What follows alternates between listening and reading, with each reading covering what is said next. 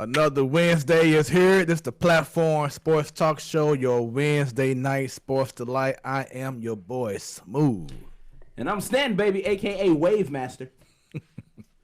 B. But Baker. for the ladies, it's I don't know a Wave Master, but my name is B. Baker. Because when it's about sports, It becomes our business. And business just picked up. Yeah. what's going on? Bow. What's up, boy? Boom! We in this month. We still flaming out. You know what I'm saying? Flames, no, stop, no. Man, we flaming over here. No. Your side might not be. Y'all flaming? No. Pause. No. That's so No. That's you saying No. we flaming over here. No. Never mind. You right. We gonna find something else to say. You got me. On fire? He said you got me. I got nothing for that one. Got me good. You right, man. You right, dog. Take that one to the cheek. How was y'all weekend, man? Pause. Caught myself. Yeah. Caught myself. Yeah, you bet. Yeah, because that was coming next. Whew, I was like, That was the worst thing you could have said after that. Go ahead. Let me just sip out of my Platform Sports Talk Show mug real quick. There you go, man. Slick It's got plug tea real in quick. Right. With melatonin, so he might nod off. yeah. So, yeah, great weekend. All right. Speaking of which, Was it a great weekend? Yo. so I went to the Valentine's Day concert, right? Yeah, I saw that. Yeah. Jagged Edge in them? Jagged Edge, Dougie Fresh, SWV, Elder Sounds Barge, trash. Bobby Brown, Blackstreet, Bobby- and yes, you were. Wait a minute. Right. Bobby Brown. Yes, Bobby I didn't know Brown. he was on Right, we was just singing Bobby Brown on the set Yeah. on Super Bowl. He had orange hair and everything, dog. What? I'm like, put your cap back on. Put your cap. Did he That do wasn't good Bobby though? Brown. You sure that wasn't Bobby Flame? No, it was unfortunately. Smurder. Unfortunately. Did he get out? I think he's up. Yeah, I think he is too. Yeah, I heard that. But yeah, Get a you are Man. correct, man. You correct, Stan. The sound system was terrible. For Elder Barge, every time he kept singing, the mic would cut off. Damn. Play the piano, it would go in and out. It was that bad. And Check your then, chords, man. and then Enterprise. no, Shafitz. Safest. And then SWV. It's the people. Yeah, Right. Yeah. it was for what I think it is. It was the promoters and who they hired Yeah. for the event. Thank you, promoters. SWV came out. You couldn't hear Coco's voice at all. They had all these people. Yeah, They couldn't get the sound right. yeah. That's crazy. Now and then it was so bad that Lily, she even like she didn't hold nothing back. She was like, St. Louis, I'm sorry. This ain't how we conduct business. Yeah. Our sound system is effed up tonight. We didn't have a sound check. We the only girl group. We didn't have a sound check. They didn't give us no roses. You got all these other groups out here who Valentine's. right. Uh-oh. She was saying you got Who the all these mother groups shot out here that don't even sing for real and getting sound check, but you got a real group like us who sing for real there. and then get a Yeah. sound. I mean, You she went took there. it there. Shots. She took it there. Oh, damn. Yeah. Okay, So then. Cause you know it get real. Well, like this other groups up here can't even sing. yeah, it was We up here it was crazy. singing. You Yep. can't hear it. It was crazy, but overall, Got Chico brother over there. it was still Right. a good show. But Big L. I felt bad because me as an artist, being DJ, a performer, DJ, Stan, about performing. If know- this is as bad as you say it was, I Oh, probably yeah. would've been in there pissed off. Yeah, because that's how I felt. I was pissed because I felt bad for them because Right. you got people who's paying $200-something, $300-something. $200-something. Oh yeah, Yeah, for the down, show. down floor What seats. you got Yeah. to meet and greet or something? You just No, I'm just I saying ain't floor seats, period. And then if you buy something for your lady or for your man, you don't pay over $200-something. facts. Food, seats, whatever it Oh, is. he meant total. Yeah, Right. So the whole experience. Yeah. So you feel bad for that artist when it's not their fault that their mics ain't working. That's true, man. They gotta do better, y'all. But and I heard that this has been a reoccurring thing when they'd have Valentine's Day events Yeah. at the Shafitz. I ain't never heard nobody say it was a good like a good show where they was just talking about it. You know what I'm saying? So, Cameron, I'm like, the answer is yes. So Ooh. definitely stay tuned. oh, we getting into that. Oh my god. Oh yeah, we getting into that. They haven't seen the question yet, but it's definitely coming. That might be the whole show. I think the question has been seen. We might not do no other sport. We might strictly just stick on that. Now they're tuning in on their phone. Right. Real quick, I gotta let y'all know. At 9:01, I'm out of here. I gotta get some sleep. Yeah. Most importantly, just gotta get some sleep.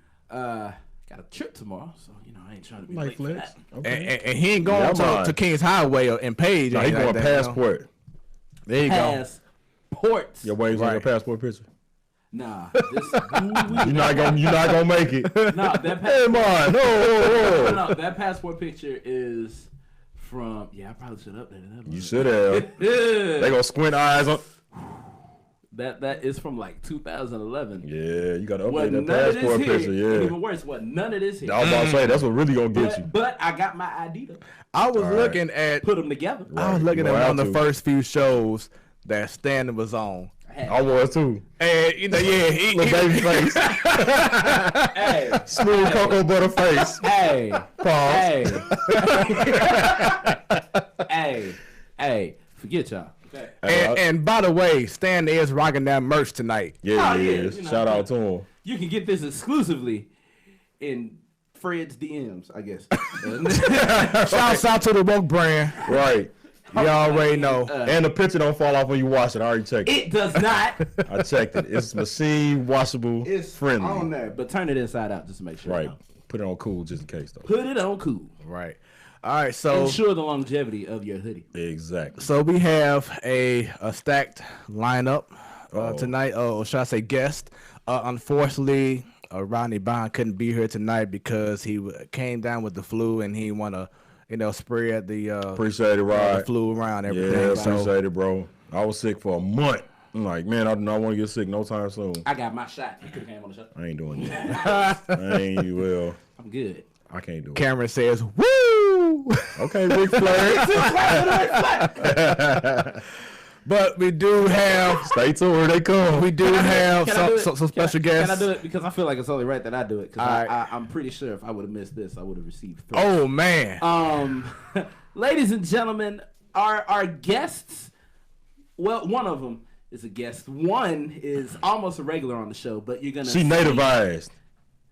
We still using that word? Yes, that's my word, man. Every time somebody been a familiar face on this show, they nativized. That's a native of the show. I thought we left that in 2019. Nope. No, we picking it right back up. Because I was the only one been nativized lately. So now she's been nativized. Back up. I'm gonna need you to. I'm gonna have to go get my sword in. You're gonna knight her. Yep. Okay. So she can be nativized. Right. Ladies and gentlemen, in the getaway, like physically here. We have a lover of sports, specifically hockey. On hockey, we see eye to eye. On baseball, we finna clown her tonight. She is currently in the dugout right now. Currently in the dugout. She got backup, maybe. She maybe questionable. Because no, possibly. No. There is no maybe. Because when you're married, you gotta do it. I've learned that, and I ain't even married. You ain't married, so you don't gotta make that rule. It, though. We gonna find out. We gonna find out. We gonna see if they follow it. Ladies and gentlemen, a family that talks sports together stays together. So I would like to introduce to you all Mr. and Mrs. Bovacante. Good job, man. It is. Come on over, y'all. And Brendan Bovacante. Yeah. What's happening? What's going on? How y'all doing? Welcome to the show. Now Cameron is happy. Right. Real quick, somebody screenshot this so that we can make sure. I can't see what he said. It says trash dress. Oh, me and Cam go back and forth. He doesn't know baseball. He knows. Hey man, Jack, brother. hey man, there's a number that's on this that you can call in. You ain't got to take that. Is it a number? I don't think it's on. But it'll be on. It'll be on shortly. It'll be on shortly. I can put it up. He can put it up there. I'm trying to check. I can put it. No, it's not. It's not. It's an email. I'm about to say you real bold. Man, you want to talk? Call in. Call this number on the move. Come and talk to me. Right. Oh, see. No. You go ahead and take the I rest. really want.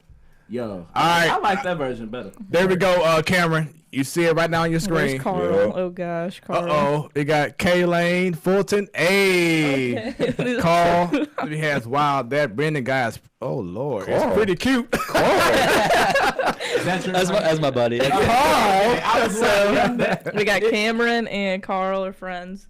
And Oh, okay. then Kay is our cousin. real There we quick, go. somebody screenshot this and send it to us because, it finally happened. Me and Joe on the same damn show. At the same time. I'm pretty sure it only happened one time. Right. And I'm pretty sure that was the first time. But hey, we here now. Right. It's here. We in this Finally. thing. Yep. And then we will also in the next about 3 weeks or so be at their spot doing the show. Live. So it's gonna be From fun, man. Bova Conte. Manor. Yes.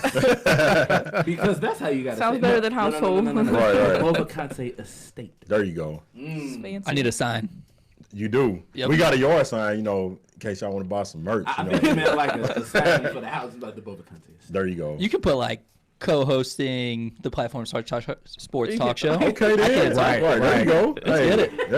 Yeah. Hey, so all official, man. So real See your quick. resume, you got podcast. So real quick for everyone who's watching the show right now, it's very important just to share this stream right now to all your friends so all y'all can support the Bova Contes as they hold things down in the getaway right now. And when you tell people about the show, make sure that they like, subscribe, click tell that goddamn bell. So once we go live, You'll be notified. yes sir. That's how we do it right here on the Platform Sports Talk Show. Hey. So once I asked y'all on Facebook, but I gotta ask y'all now on YouTube for those who maybe wasn't tuned in yet. But give us a nice story on how y'all met. It was the summer of '95. It ain't your turn. I was one. Narrated like I did last time. It went very well. I was one in the summer of '95. When I was a young one. We are not alone. We travel in numbers, and we had the best music. And I dare y'all to disagree. I was driving on my first date, 95. In '95, I was, I guess, watching The Lion King. I don't know. I was one too. Probably. Let's see, 95, I was still a star at Gateway. Doing my Okay. thing. Still a star. Right. Oh, he was a Was star. you an eagle or was you a hornet? I don't know. He was an equal hornet. I don't know. It depends on which month it was. Exactly. Y'all switching it up, man. He was a stinging eagle. That's Right, there you go. Right. Eagle with a stinger in it. All right, so let everybody know how y'all met, how y'all fall in love with, the sports and everything, all the good stuff, y'all. Well, All the good stuff. we met over on Facebook. Uh-oh. She was shooting her shot. It worked. Okay. Uh-oh. Yeah, Swish. she Steph Curry she sent me a friend request. I accepted. She was pretty cute. Still is. Ah! That's pretty cute. Nah, cute. she knows. I And just want to say this real quick. Does anybody ever tell you you look like Baker Mayfield, or am I tripping? I love you. I just got He's him. my guy. Like, I love Baker Am Mayfield. I tripping? I actually. You see it a little Yeah, I've seen that. You said something. Her Yeah. cousin sent me a side-by-side text like during the season. He's like, "You kind of look like Baker." got Yeah. your Halloween 2020 costume. love There you go, yo. I see it now as you said, yeah. And Stan Right. always says Browns and 5, so he believes. Browns in 5 is he, happening. He believes. I got what? 2? No, I got one more year. No, I No, got two. I got 2. No, I got 3. Oh, Lord. You sure? The season where Baker got put in, and then this full season of him as a starter. So I got 3 more. They got 3 more years to prove me right. I ain't betting no money on it. They got 3 years. You're All right. right, so going back to y'all wonderful love story. No, I mean, she just sent me a friend request. I accepted, and I don't know how to start conversations. I still don't. So I was like, do I know you? And she's like, no, we have some friends in common, though. We talked, and I think it was like later that day. She's like, all right, well, this kind of drains my battery. Can you text me? Here's my number. Wasted no time. Took it off. First day, baby. Yep, took off. He was like, hey, do I know you? She was like, nah, but you about to. You about to. You don't even know what's about to happen to you, man. Your life about to change. For the better. Yeah. There you go. I don't know why I put the crazy eyes with it. Right. Better. Right. I put that down. All right, Man. so keep on going with the story. I mean, we talked. I'm not gonna lie. I played hard to get. I didn't text her first for like a straight month. Well, you know. No, every day. She texted me first every day. Cause she stayed on it. You want to know why? Uh-oh. Cause Joe knows. Joe knows. I thought you had it. I thought you were gonna put it on me. I did. Oh, okay. I got you, man. Earphones gone. But yeah, it was like a month long, and then we finally had our first date. And after that, then I was like, okay. And I thought, it was a normal relationship. And I proposed 9 months in. And we got married a year and a month after we started talking. There you go. Okay. And ever since then, it's been nothing but love and fighting about sports. Okay. Because there is no such thing as the correct time to love. Okay? Facts. Sometimes it happens 9 months, 9 years. Sometimes 9 days. That's a serial killer. Right. Yo, that timing was beautiful. Right. Oh my goodness. It don't get no better than that. Man. I ain't even gonna try to say nothing to mess it up. All right, put it back on everybody else. That's what's up, man. And for all those who are tuned in right now, thank you. Yep. Thank you and thank you. Yep. All right, so going back, man, Brendan, we want to thank you for allowing, well, I'm going to say allowing, but, just being able to have your wife to join us every other Wednesday. For sharing her with us. Right. For about 5 to 10 minutes. Right. Or Or with him, maybe a little bit longer, Right. depending on the conversations. True. But, for having her, be a guest via phone on our show. She's definitely been a treasure. Hold on. Wait a minute. Wait a minute. Wow. This is pure disrespect. I know it's a joke, but still, I just want to address it as if it was serious. Sir, her husband is right here. Jesus. Cameron Wright. No class. Cameron Wright says, "Yo, Joe, you single?" Have you no class? Have you no? We got your back, man. You family right now, so You according to him, you've been nativized. you've been nativized. right. I appreciate it. That's a real word. It's 1 against 5. It is. Yeah, and we don't fight that. See, that's the proper time to use the crazy. Right. Right. Right, I caught you. He like, Yes. You're on point today. That's what I'm talking about. I got you, my Producer dude. skills on 10. Hey, get at us. 100,000 million. Man. But yeah, so going back, well, first off, we see that you have a interesting jersey on right now. She said, "Hey, I'm gonna come in, I'm gonna rock this jersey, let everybody know where I stand." So we do have a lot of questions about that team that you have on right now. But then Brendan comes in. Because I just Right. need to know. Now Brendan comes in. Astros. Brendan comes in rocking the one of the divisional opponents in the Los Angels. Angeles Angels So of was Anaheim. that planned on purpose, or you just wanted to put a cap on? No, I just love the hat. Okay. I just looked at my closet. I think she said I have like 23 of the teams now. Okay. And I was like, the first thing I seen, I was like, oh, it looks good. Throw it on. Hell no. good. Shout out I'm to sorry. white people. Cameron says I'm asking so I can take Brendan home. Cameron, you need to behave, buddy. I think Cameron and Carl about to go at it. Cameron, just remember, the show ends at 9, so hit me up. Right, there you go. That Angels hat is sick. Yes, it is. It's the Yeah, retro. facts. Appreciate Like you it. said on Facts. the pre-show, the Angels in the outfield, which Right. is probably one of the greatest baseball movies of all time. Field of Dreams. Okay, see. That's- Dream. That's Field of Dreams is mine. That and probably like Miracle or How about something. The Sandlot. I was about to say that. Y'all can't be serious right Listen, that's like a kid movie. Don't get me wrong. If it comes on, I love it. But Field of Dreams is by far the most beautiful romantic baseball movie I've ever seen in my life. I can watch that repeatedly. She added the romantic Okay, part. It wait is a minute, romantic wait a because minute, baseball's 'cause I was romantic. about And to be on Shoeless the Joe side. Jackson. Romance in it. Yeah.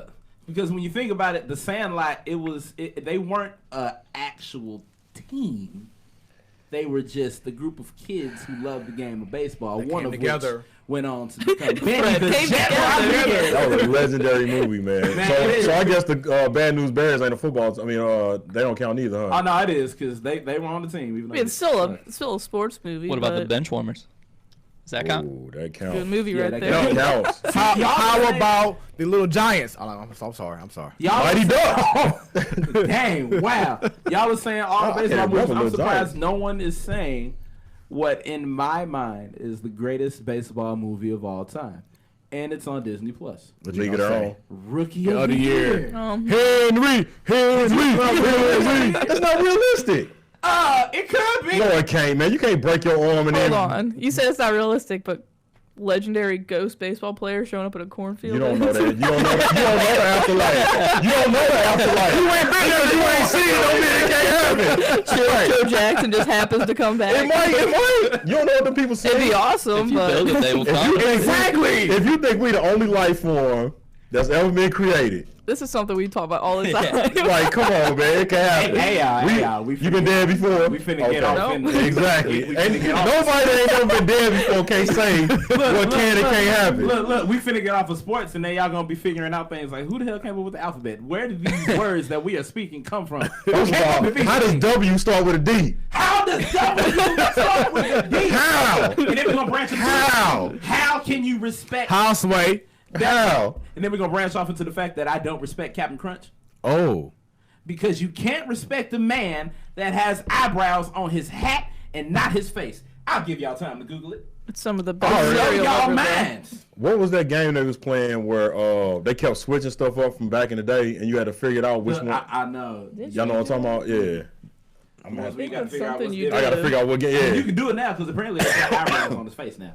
So Right, speaking of right. Field of Dreams, what are your thoughts so far in regards to them playing the field at the not the exact Field of Dreams But it's stadium, right next to it. but playing right next to it? I think it's awesome. I think it's like with the White Sox and the Yankees or something. Yeah, the White Sox and the Yankees, Okay. which makes sense. I mean, she was Joe Jackson with the, I guess, Black Sox back then. But it's cool. And me and my family, when we were younger, we went there. So it's a really cool spot, and I'm kind of happy that they're not putting it on the field because it's treasure. But I think it'll be cool. You're still gonna see the cornfields and this and that, so it's gonna be a good time. I think it'll be cool. Okay.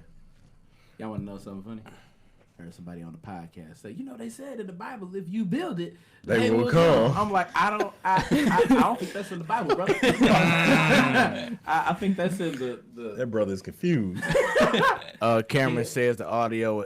Cameron, let us know if the audio is better so we can make sure that everyone can hear us clearly. That was because all of us talking at the same time. Oh, okay. I bet you that was what it Okay. was. Yeah.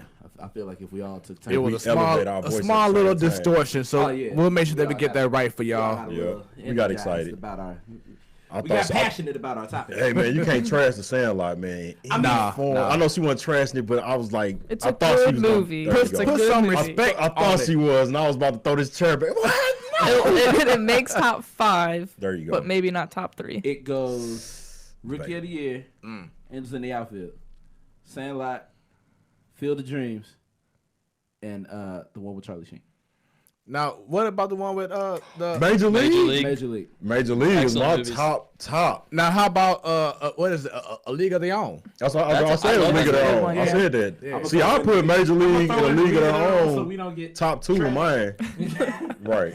protect our image and the League of Their Own. But a League of Their Own wasn't it based on facts? Yes, I think it was. Yeah. Yeah. When war was going on, they Yeah. actually did that. Yeah. So that was tight. Yeah. All right, he says. And remember, he there's no says crime, overall quality is superb. Okay, it was just random. Right on camera. Yeah, we go. I feel like it was. We was elevating our voice at the same time. It always was do that. probably I that. noticed It was that. probably Yeah. me. It probably us. Look, even though I got the gold microphone, it's trash. I should have known when it was under $100. This probably wasn't gonna be the best quality. Right. For longevity, I feel like I Right. have to get another one soon. Yeah. So once again, this is the Platform Sports Talk Show. As you see, we have a full deck tonight, and Full table here. we're gonna go ahead real quick. What topics do y'all normally argue on in regards to sports? Generally baseball. Yeah. I mean, it's baseball or hockey. 95% baseball. And it's not it's not wait. arguing. Yeah, I don't want to say it's really arguing. I'm not being mean when I say this. He knows more about hockey than I know about hockey, and I know more about baseball than he knows about baseball. So we kind of Facts. even everything out with each other. Nice. And it's good when they recognize their strengths. Right. So I have a question. Disagreements about hockey. Is it about teams? Because I know who you're a fan of. Well, the Blues. I mean, so is he, obviously. Okay, I Yeah. just wanted to No. make sure. Yeah, no, it's Right. nothing like that. Hold on now. Right. I think it'd be more of like, so and so's hot right now, and this other guy isn't, and it's annoying the hell out of me. And he'd be like, well, and make it. Seem I am more an like optimist. She's a realist. Yeah. Oh, okay. I look at the ceiling and she looks at what's currently happening. Right. Like, no, what's happening for real is this team gonna lose it. They keep on Yeah, and that's probably it with hockey and baseball, really, but more so baseball, because like that's like my first true love is baseball. So I get really passionate and serious about it, and that's why I had to get off Twitter for a little bit, because I just get so angry. And I don't like being angry, so I'm like, all right, I'm going to just take a break. That's what I was going to lead into next, because I was one of the few that read your post, because you was like, people won't want to read the post. Yeah. Now, I read it, and you was like, you know, you love the game of baseball, you love the Cardinals, but then you also say you love the Astros, of course. But then seeing so many people, especially now that it's spring training, a lot of players now have the microphones in their face, and there's been a whole lot said over this last week. For instance, you had Giancarlo Stanton today. Well, if I knew it was coming, I'd get 80 home runs. Then you got Nick. He had 2 weeks to hit one to hit 60. He didn't do it. They need to be beat. Just saying. Then you got Nick Markakis that says everyone needs to get a beating. Then you got Cody Bellinger, which I got something to say about that. Saying what he's saying. Yeah, then now Jack Flaherty, he just said, "Give us the facts." So after Carlos Correa said what he said about Altuve didn't cheat, he just had a tattoo of Melanie that he didn't like, the whole nine. So in regards, so his daughter's name. So people were accusing Altuve of having a buzzard under his jersey. Oh, and so when tear the jersey exactly. Okay. Yeah. So Correa was saying that the real reason was because he had a tattoo of Melanie. I think that's his daughter, right? But he had a T-shirt on under, I thought. Right, but it wasn't finished yet. So he had a T-shirt on. So he was saying that he didn't like how the jersey. I mean, the tattoo looked. So here's why he was saying through the T-shirt. It was what's the boxer's name? Oh, I just forgot his name. Who? The one that had on that outfit, the little sequins T-shirt. It was one of them. Man, might have been, man. I remember he had like a grayish T-shirt on under. That's why I was confused, because he did change his shirt anyway. You know what I'm saying? But like most times, players, they come through and they rip everything off. So right. So he was speaking in regards to that. But in regards to this whole controversy, no, he ain't had no T-shirt on him. Oh, he did. Nope. Okay, I thought he did. So in regards to this whole controversy, since you're here and we want to get everyone want to see your response, Jim Crane, should have just been quiet, because he didn't make things no better with the interview. I don't think that they should have had that press conference. Yeah. That's why that's what everyone's being negative about, was that press conference where the PR team made everything worse and Jim Crane made everything worse. When you went into the locker room, that's when people were actually being upfront, being honest. Yeah, we made a mistake. We're sorry about it. We feel terrible. But earlier, Altuve and Bregman were reading off paper. Jim Crane sounding like an idiot, and I love Jim Crane. So the PR and whatnot, all that was a mess.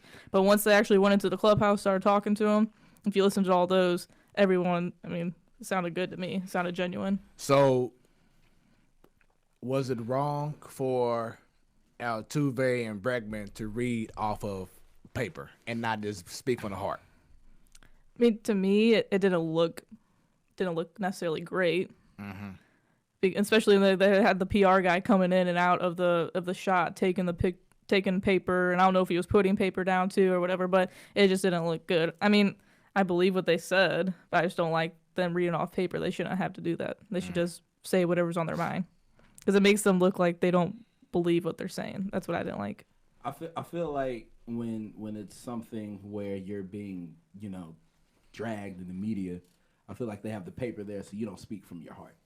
Because when you getting hurt, you're going to say some stuff that you're probably going to regret. Yeah. So to save themselves from further damage, I feel like when PR gets involved and they form those statements, I feel like it's best to stick to that. Yeah. That's the Astros, that's what I'm saying. The players, it's like everyone didn't like that Altuve and Bregman didn't speak up at their their Winterfest or whatever, to get excited. Why would they talk about that when they're there to see the fans and get people excited for the year. And what if the organization's telling them not to talk about that? You got to wait till we talk about that. So everyone got mad at them for not speaking up at a fan fest, which I thought was silly to get mad at them about it. They post pictures of them meeting kids at hospitals, and you had fans ripping them all over Facebook and Twitter. Like, they're there seeing sick kids. I don't know why you're ripping them. Right. Social media. It's social media. That's why I had to get off for it. But just everything's negative. Like, even Mike Trout said something the other day. Yeah, and that's what I hate. Right. I hate that like it took something like this for MLB to put Mike Trout's name in the headlines. Mike Trout, like I always tell my brother, he's a huge Mike Trout fan. When it's all said and done, I think he will be known as the greatest baseball player to ever live. Mm-hmm. Like Babe Ruth is probably, in my eyes, is going to be one underneath him. But it takes them, when it's all said and done, when he's done with his career. Right now, Mike Trout's probably top 10 all time. But it took something so negative like this to have TMZ and everyone report about Mike Trout. Yep. If you ask a normal person on the streets, they're going to know LeBron. They'll know a soccer player or something like that. He said something yesterday. LeBron. Yeah, I saw that too. That's what tripped me out. But, like, no one knows Mike Trout. That shouldn't be. I do. I hate him on the show. Always coming in whenever I try to be a pitcher. Just home run. Oh, on the show, I was like, what are you talking about? He's talking about the video game. I was here. Oh, yeah. Right. I was like, I'm mad at that. Speaking of which, next week we'll have Mike Trout. Mike Trout will be here. After that, we're going to have Jose Canseco all the way down. So, did Carlos Correa do too much by talking? I don't think so. Like, I know you guys like your leader or whatever segment. Mm-hmm. Carlos Correa is my leader right now. He's only a couple years into his major league career, and he was a veteran right there, and I like that he did that. Like, I don't think anything he said was negative. Right. I think everything he said, I don't think it was wrong that he called out Bellinger either, because I thought Bellinger was a cloud when he came out and said all that. I just feel like anything that Dodgers fans have to say about the situation is null and void. For the simple fact that y'all couldn't get the job done twice. Man. 2 times. So, with that being said. Couldn't do it. So shut it up.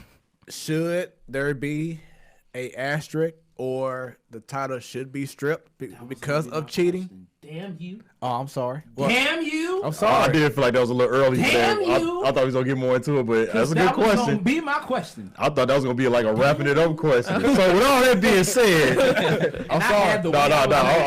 You couldn't hold it. I know, man. You got to know, man. I understand. I had put my artist charm into the way I was going to Well, hey, all right. So, back like a DJ. All right, Stan, go ahead. So, Joe, I have a question. Oh, my gosh. Given your love for the Astros, if you could potentially set that aside and look at it from the side of rights, if they were to go forward and strip the Astros of that title, how would you feel? As just a normal baseball fan? Yeah. And Astro fan. No. We had to remove that because that's just going to be biased. Right. She'll say, no, you're wrong. You're wrong.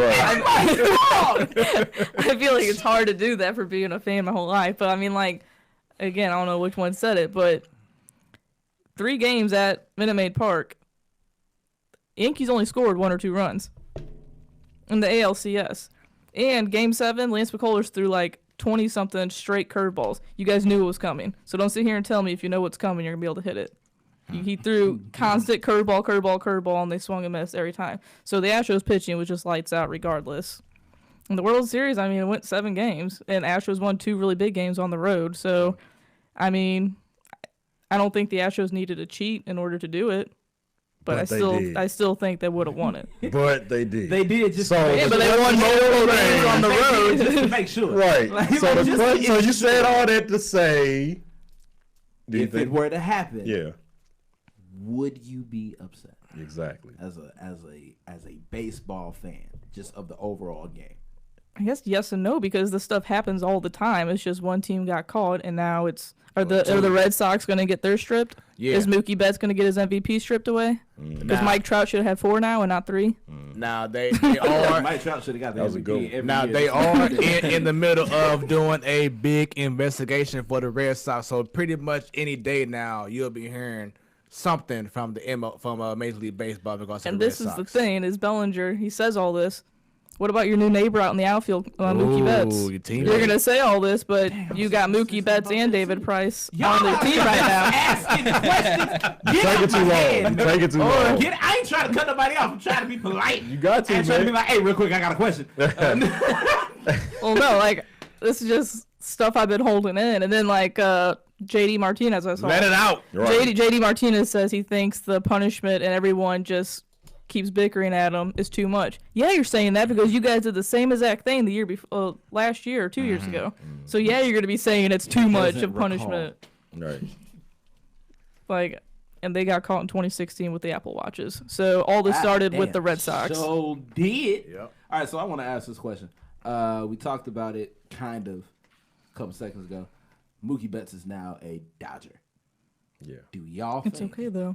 Do y'all think that that's going to be the piece if they get there again to get it done?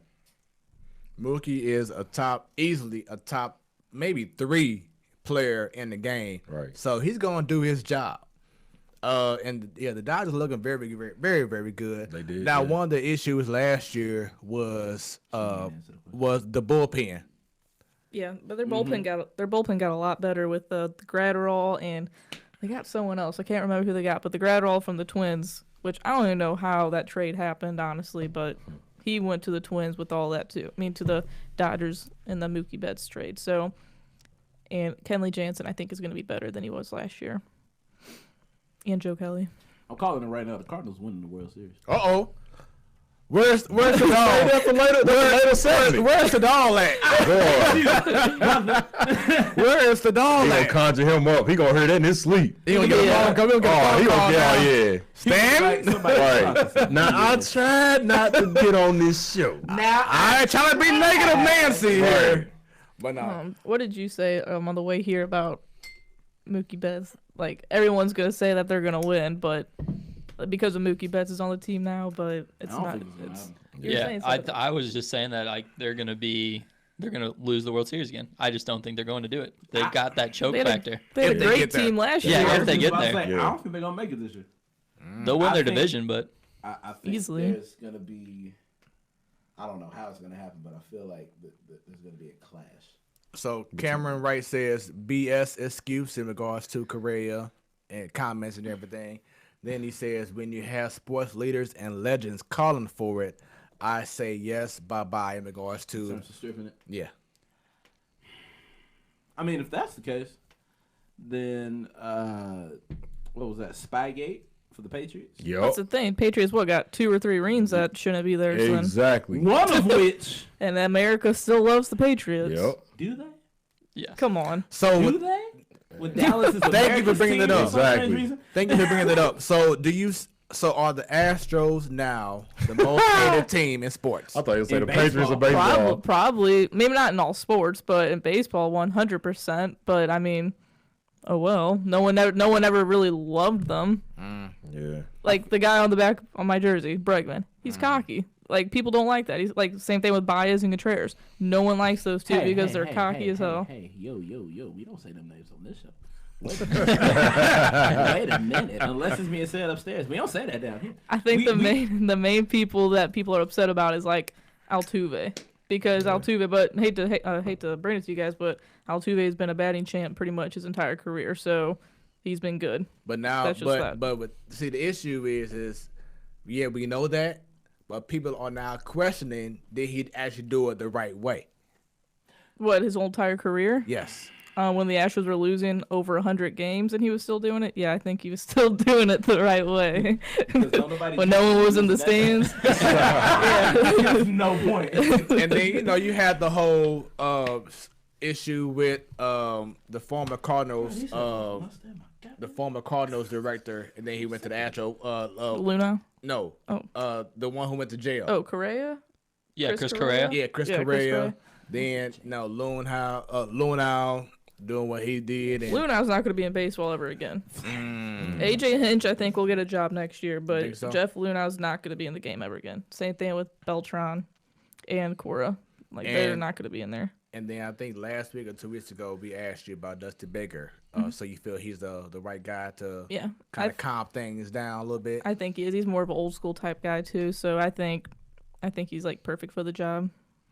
So if you were in, I do. Damn it. Go ahead. Damn manners. What you gonna say? I heard what you were saying about Cora and all of them not having a job again. I will say this: if the Cardinals hired them, I would not be mad. Why would you be? That's what I'm saying. Okay, put an asterisk by everyone we win. This is what I was saying in my little post I wrote. It's like you have repeated PED offenders that keep getting paid. You have people that Aroldis Chapman's going to call out the Astros, but you shot a gun at your wife and you hit her. So you can't say shit. Right. So that's what I'm saying is this guy is getting paid millions and millions of dollars, but he's going to sit there and talk trash on them. I don't get it. Like, you're physically hurting people. Like, I understand that the Astros hitting a home run against a pitcher will affect their careers, but you're physically hurting people, or you're constantly like there was Mejia for the Mets a couple of years ago that they finally just kicked him out of baseball because he got caught like 3 years in a row for PEDs. I just think there's other tragic things going on in the sport other than this one scandal. So what you're saying is the MLB is full of a lot of undiscovered Josh Browns. That's what I pretty much said in my post too, that MLB's been a joke for a while. Like, I love the game of baseball, but I see exactly what you did there. I found out what Josh Brown was doing. I was like, damn! I used to root for you, man. So if you were Jim Crane and you had a meeting in front of your team right now, what would you tell your team? Play baseball. Well, excuse me, in regards to handling the press. Answer the questions and just say you want to get past this. Like Bregman said, earn the respect of the fans and the players back and just play baseball. I mean, they know they're a good team. They're still one of the best teams in baseball. They need to Marshawn Lynch it. I'm just here so I don't get fined and it's keep it cut and dry. True, I'm just saying they need to not have so much dialogue with it. You know what I'm saying? It gotta blow over. It just gotta blow over. Ain't nothing you can say that's gonna make it any better. They don't at this point. That's what I'm saying. You only talk when you absolutely have to, and just the bare minimum at this point. Not even then. Just well, couple things. Do you get fined for turning down press conferences? Yeah. Oh shoot. Yeah, that's your obligation. The media is your obligation. In any sport, you know what I'm saying? Going up there with paper. Right. Yeah, they told me to read this. Like I said, that's what Marshawn Lynch, before they even ask him questions, he's like, I'm just here so I don't get fined. I'm just here. Just like Rasheed Wallace, both teams play hard. That's all he kept saying. That's definitely what he used to say. They need to go back to that. It is what it is. That's all, or something like that. Or we can't change the past, we can only change the future. And Smooth, referring to your question, I always believe the most hated team in sports, for some strange reason, it's always going to be the Yankees. And I don't know why.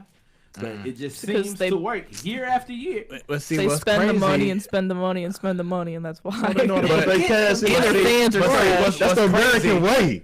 They got the cash apps on lock. But check this out, though. What's crazy is that now that they feel like they are victims of what went down with Houston, they're like slowly becoming darlings because of them being a victim of dealing with Houston. Who, the Yankees? Yeah. Okay, they're going to be dogs right now, but I guarantee you, come April, ain't nobody going to like them. Y'all just don't like them because they got police faces. Nobody can have facial hair in our organization. You got to have buzz cuts. Is that not real? Below the lip, though. Yeah, they can have you got to straight across. That's it.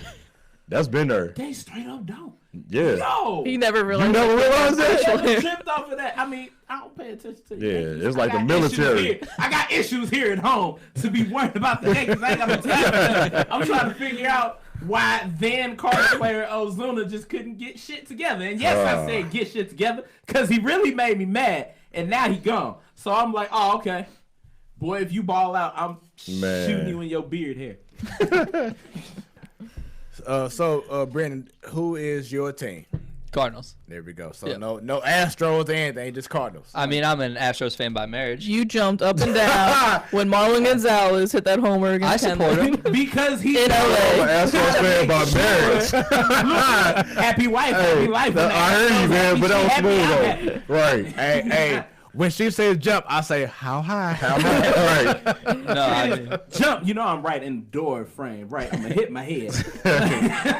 I don't care. Okay, I'm going to duck down when it jumps. And for those, of course, who's watching, thank you. If you have a certain team that you want to bring up, Please comment. Let us know. As long as it ain't the Cubs, the Patriots, the Cubs. The Cubs. Right, there you go. Right. The Cubs again. I'm thinking of my baseball team. The Cubs. Any negative talk about the Bulls. The Little Bears. Again. The Patriots. The Cubs. And the Ducks. No bad talk about the Ducks. And again, I can't stress this enough. Please don't call in here talking about the Cubs. I will personally hit the end button and we can fight. I don't care. All right, so the disdain is that strong. Right.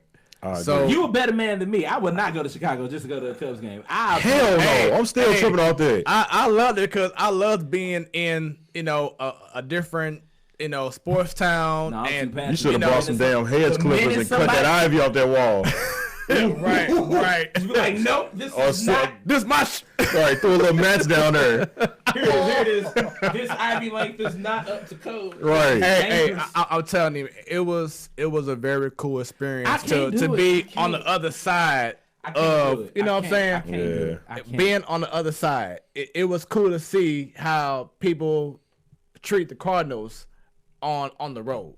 You just went through a Cubs game a couple years ago. Oh, yeah. Can I tell you how much it aches me? I can't do it. To this point, even though I said Rookie of the Year was my favorite movie, I hate the fact that it had to be the damn Cubs. Yeah. And then one of the people he struck out was Pedro Guerrero. When he was with the Cardinals. Yep. Of course they got to put it against the Cardinals. Exactly. That's the only way it's going to be real. There's a country artist that he's from Chicago, and he did a music video of him being like an old-time Cubs player in Wrigley. And he hit a home run off a Cardinals player. That's just how it's going to be all the time. Right. That's cool. Matter of fact, I bet you the Cubs will never win another one. Oh. I can guarantee it'll be another 100. Another 100. I was looking at a commercial of MLB The Show. And, of course, the cover photo is, the cover person is Javi Baez. What I'm going to do is I'm going to print out goddamn Yadier Molina. and put it in the game code. Put them on there. So let's talk about these Cardinals. Once again, spring training is underway. It's a new season. Is it? Yeah. Is it a new season of the same? We're gonna find out. No, it's not. Cardinals winning the World Series. So Cardinals gonna win 82 games. So I'll take it. We've had this talk earlier, Joe. The winning record. It seems like the main theme right now with this season is, so far, is we're not going to add big pieces. We're going to use what we have now and see what they got. Yeah. What's your thoughts on that process right now? On that thought process right now? It ain't working for us. I mean, I like it, but when you get rid of your two of your best 5 hitters, you're gonna need more than Tyler O'Neill, Lane Thomas, Tommy Edman. Who was the other? Who was the other one? Who else? Jose Martinez. Jose Martinez. He's been one of our best hitters the last couple of years. He's with the Tampa Bay Rays now. Bruh, so I mean, news to me. Oh my God, I feel tears in my face. That's how we got Liebertor. That's how we got Liebertor. You didn't know that? Oh my God. Yep. Jose Martinez, Ozuna, gone. And there were 2 of your better offensive players. I can't say defense, but not defensively, but offensive players. Yeah, they're gone. Fuck these things. Hey, front office, for the love of God, because at this point it hurts me to love y'all. What are y'all doing? Get it together. Y'all are my idiots of the week. Forget who I had. There it is. Y'all about to say you forget who I had. What you gonna say? Nothing, man. He just threw me off by doing the idiot of the week already. So you retract your previous statement by them winning the World Series then? You did take it back just that quick. Yep, I'm taking it. I knew it. Hold on. Jose Martinez was your magic weapon. I didn't know. Did you just see his reaction? I got rid of both of them. I'm like, we let both of them go. Right, yeah. Oh, okay. BOFFUM. Both of them. we just trying to, hell, 82, you might be right. Man. 82 might be a stretch. Man. I was saying before that they're not going to admit it because they just went to the NLCS, but it feels like they're trying to rebuild. Yep.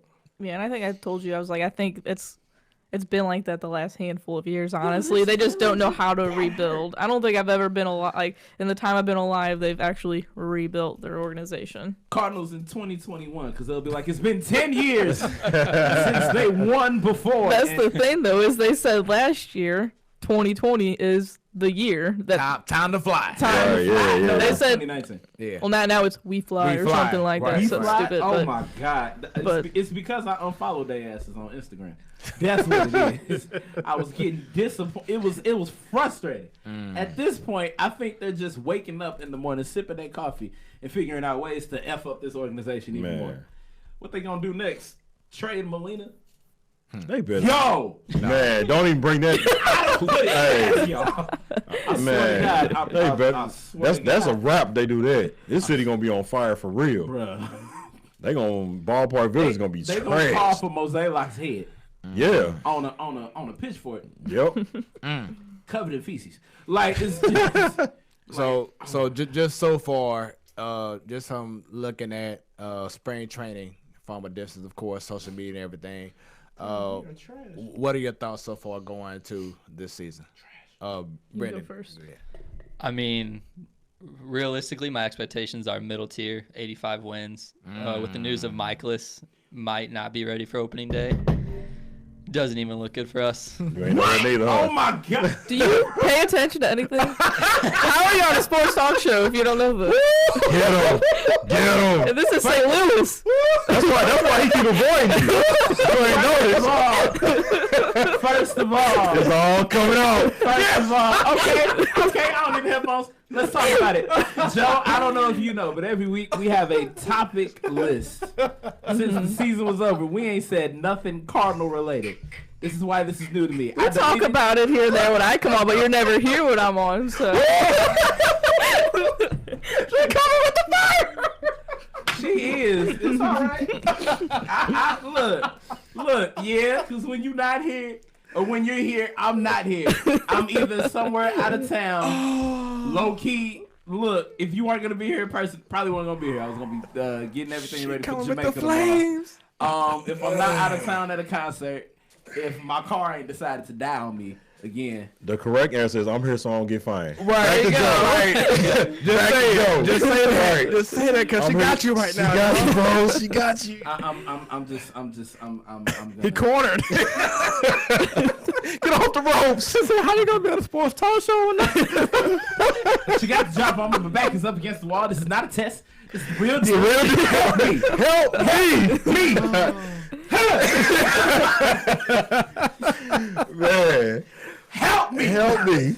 All you hear was things like, huh? Right. What? Look, Right. when I give a real answer, the Cardinals give me chest pains. So I try not to. And it's like, even in the offseason, they trying to kill a brother. Y'all, what? Yeah. Strap in. You an Astros fan? Cool. Let's see what team I'm going to root for this year. Dodgers. Don't even think about it. No, I can't root for the Dodgers. Red Because Sox. I just know. Twins would be a good team Oh to my root God. for. I'm rooting for the Angels. Brewers. I'm rooting for the Angels because they got Albert Pujols and freaking Mike Trout. I was about to say, why you say Albert before Mike Trout? Right. He gonna have Because he the team that don't have no chance to win. Is this Pujols last year? It might be. Oh, no. Nah, he In got. contract? I want to say he has like 3 more years left on his contract. But then after that, he's got like 10 more to be. He has to be a Personal part of the service contract. organization. Oh, okay. All right. Yes. That's right. crap. A Okay. part of the organization. I mean, he has to be a player. He might So- mess around coach. Yeah. So let's dig in a little bit more with the Cardinals. Do we have to? Because yeah. this is just Yeah, been you- an yeah. emotional ass 3 minutes. Yeah. So I'm gonna ask Joe first, and we just pretty much go around. Which player or person from the Cardinals organization has the most pressure right now going into this season to succeed? Can you repeat that question one more time? Which player or person, manager or person from the Cardinals organization has the most pressure to succeed right now? Every damn body.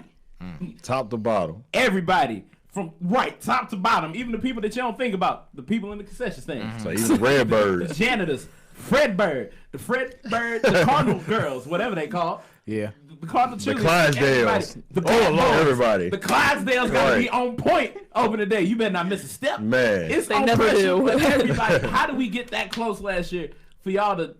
Didn't they get swept? They got swept by They did nothing. Yes. They did nothing. Bro, the pressure is on. And when I see Ozuna and Martinez, it's like that on site. Ain't they fault.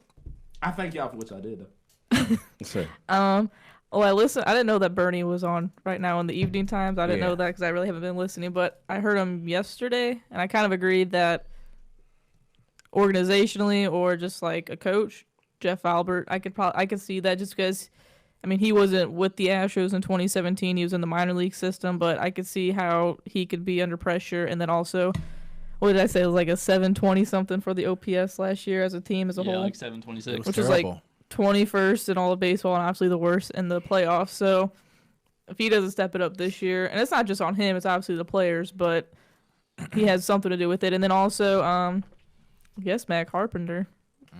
That's what I was going to say. Who the hell is left? Matt Carpenter stopped making damn salsa and just started. Hey, I saw he wore a new salsa shirt, so maybe they have some new tangy stuff, and he's gonna go off this year. I ain't even gonna lie, that Matt Carpenter salsa is something. Oh yeah, it was really good. We crushed that. I remember when I was working at BJC, some lady brought it in. I was like, "Oh, this is good. Y'all ain't getting none of this." I sent it to my desk. I didn't give a damn. I was like, "This is fire." How about you, Brenda? They stopped eating the salsa. That's why they started sucking. If I had to pick one person in the organization, I mean, it's hard to say. I want to say Jack Flaherty just because I feel like he's going to have to shoulder the load, and it's unfair to him. He's going to have to be the stopper. He's going to be the guy that's got to go out, and we need a big win. He's going to have to put it on his shoulders. He's going to need a .91 ERA all year. Wait a minute. Jordan Hicks comes back this season, right? Mid-season. After All-Star break. God! Oh, yeah.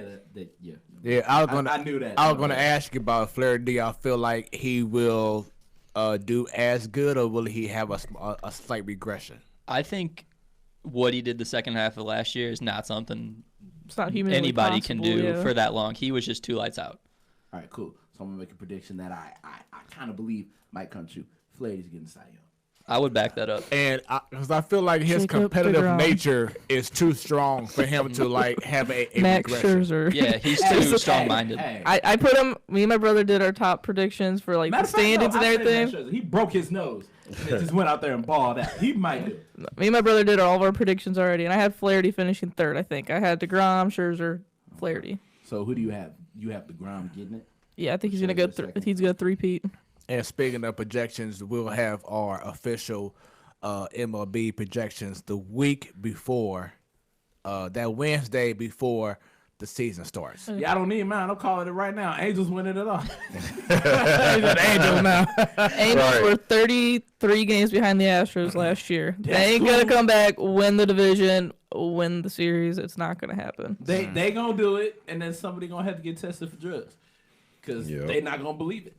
B. Baker, who you feel is since he said Matt Carpenter, I'm gonna say a tie between Carlos Martinez being a starting pitcher now, and whoever's gonna take over that relief pitcher spot. Yeah, the closing role. Yeah, I don't know who are closers. That's what I'm saying. We haven't actually said yet. We have a lot that I heard of. Yeah, we have a lot of options. But we don't have that main ace that we gonna go to that I heard like of. You could do Miller, but Helsley maybe. Helsley could be a good fit. That'd be between Gallegos, Helsley, Andrew Miller, maybe a Junior Fernandez, maybe even I think now because Michaelis is hurt, Alex Reyes should have a good shot to be a starter. I'm biting my tongue. I need to, it's like O'Neal. I need to see it before I believe it. Right. Yeah. Between him and KK. Yeah. You know, that should be. KK might be in the rotation now. Yeah. It'll probably be Carlos and KK. And it's needed because you haven't had a left-handed starter in years. Yeah. So I think he'll be a great addition. People ain't seen him, so that'll be a good advantage. And we go against Yelich, Votto, Rizzo, you know, all those guys in our division. So I think having a lefty. The Cubs. People again. What? We don't do that here. We man. Let you get by with Astros team members. They need to know the people they need to get out. Oh, Jay just texted me. Bold prediction: the Orioles don't finish last in the AL East. Oh, second to last. Right. So, my dad's side of the family, big Orioles fans. So like there's like 35 of us going on So opening Machado left, weekend. Their hearts just broke. They were happy. They were happy. They couldn't stand Yeah, they were Machado. just like, Really? we need to get something for him. They They weren't. were happy. They were. I shouldn't Not say gonna happy. win, so Crazy like why for y'all not get then. something? Yeah, I shouldn't say happy. Opening night gonna be crazy for them, They worse man. than Raider fans. Exactly. It's like we support them. We ain't gonna do nothing, but we here. Right. This is what I always say is like if I was like an Orioles fan or a Marlins fan, I wouldn't be upset going in. I would just be happy that baseball's back. But since we're from St. Louis and since I've been alive, we're a winning team. It upsets me and breaks my heart that we're not trying to do something. If I was just like, $5 tickets, go watch the Marlins. Let's do it. It'd be fun. Let's get drunk and let's just have a good time. Watch this team play. So will y'all be at opening day? It's not opening day, but it's like It's the third game, I think. the They third start game on of the series. Thursday We got with like their 30 Saturday. people for family members going. Okay, so. we already making plans now to try to be there for the home opener. I had my It's first a good time. Opening day experience last year. Yeah. I did it for my birthday, and that was something you can't.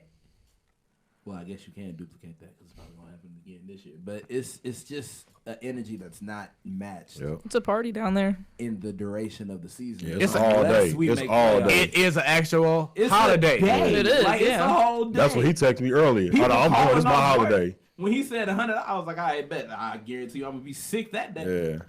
I'm gonna have melanoma or something.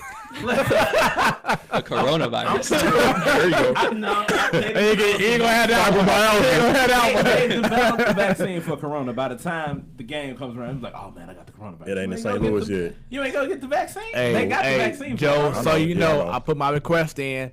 Already got approved, so I'm off that day. So when I'm gonna call PST. So There it is. I'm working on it. Yeah. So Shout out to my supervisor for watching. I hope you make that happen. comment. That's all I'm gonna say. Matter of fact, for all those watching right now, leave some comments, some thoughts, Yeah, whatever, so we man. can respond back to you. Yeah, cuts cut up. Y'all always watching at the shop. What's up? There it is. Yeah. So Michaelis once again is out for a few weeks. Could be longer because you know how they are with projections with recovery time. Not the even Cardinals they'll- medical staff is trash. Yeah, they got the slew You know hospital. what I'm saying? A few weeks and then it'll be a whole season. Wait, no. They have Atletico. Ooh. That's who they have. Oh. Whoever they got, they suck. Oh, Yeah, exactly. They putting band-aids on everything. What's the thing? Like Bernie was saying, it's like you sent Michaelis home for the off season to just rest because apparently this was a problem last year. You just tell him to rest it. Oh, you should be fine. You But probably then should have all done of a something. sudden Yeah. he out until freaking September. Yep. Yeah. Michaelis. Oh yeah. Yeah, he like, what's that Geico commercial? Guess who's reinstated? They got that doctor. Allegedly. Well, wave to Jay if he's still watching. He just said he doesn't know who's gonna finish last. Probably the O's. I just wanted to see if you give me a shout out on the show. What up, Jay? Shout out to you and share this stream right now. Subscribe and click on that goddamn bell. There it is. I ain't gonna say it no more. I probably So, again. you know, people were, some people on 101 ESPN are like, oh my God, Michaelis is out. I'm not tripping because, and I told you earlier, we have depth. We have a lot of guys. So, I need to go back to I'm- 101 ESPN. yeah, 'Cause I got I'm not. satellite radio. I'm not bothered by Mike. I mean, of course, you know he's a good guy, but last year he kind of regressed from what he did in 2017. I mean, sorry, But 18. he was still one of our top pitchers. Like he gave us 200 innings, and his right. K to walk ratio was still amazing, like top in the league. So I mean, like, I think we're gonna miss it more than people realize we're going to miss it. What was? Oh dear God! It was a tandem. They were calling them Jack and Dak or something like that. Oh, you're talking about Jack Faraday and Dakota Hudson. Yeah. Dakota Hudson. That's the name I couldn't. Jack and Daxter, freaking that's a remember. fun game. And You see, still got Dakota Hudson. and see, Yeah, he has to I'm like, hold on. he has to progress in regards to less walks Yeah. and not keeping the ball up in the zone. You know what I'm saying? Because he's known as really being like a sinker ball type pitcher. And thank And- God our defense was better last year Right, because that right. helped out a lot. Right. To quote my favorite movie, Rookie of the Year, give him the cheese. The hot, Right. stinking cheddar.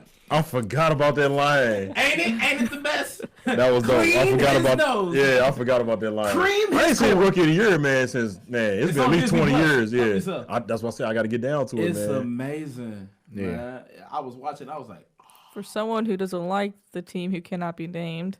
Ooh. Loves a movie about them. She ready to play today. Because I'm a This all them shows you to miss coming right to your face right now. She's like, get your ass. Oh, yeah. You here, damn it. It's hot flaming Cheetos right there. Look, let me tell you something. It really does hurt me. I watched the movie for the story.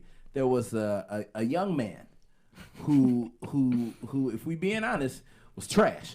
It took an injury for him to recognize that, you know, he was dope, but he let the fame get to his head.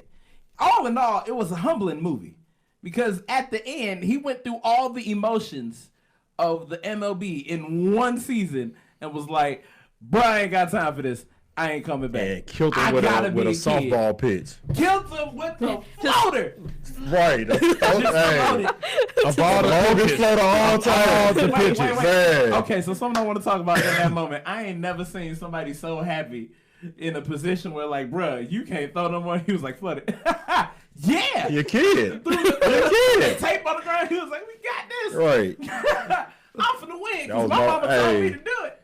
I'm watching that this week, dog. I'm watching that this week. I might watch it tonight, man. I want to go home and watch it. I might go home and watch it tonight, man. What you laughing about? Hey, he'll be like, babe, let's cut up and watch this movie real quick. Right. Hey, she don't care. She only watch TV, don't worry. She like, hey, whatever you want to watch is fine. We'll watch the Rookie of the Year, and then we're going to follow it up with some Angels in the outfield. Who I believe was Joseph Gordon-Levitt. Wasn't that him? Yeah, that's him. Was that him? I don't know who the I don't know. You're right. I haven't seen it in so long, man. I don't remember. Credited. Okay. So this was brought up. I think he was.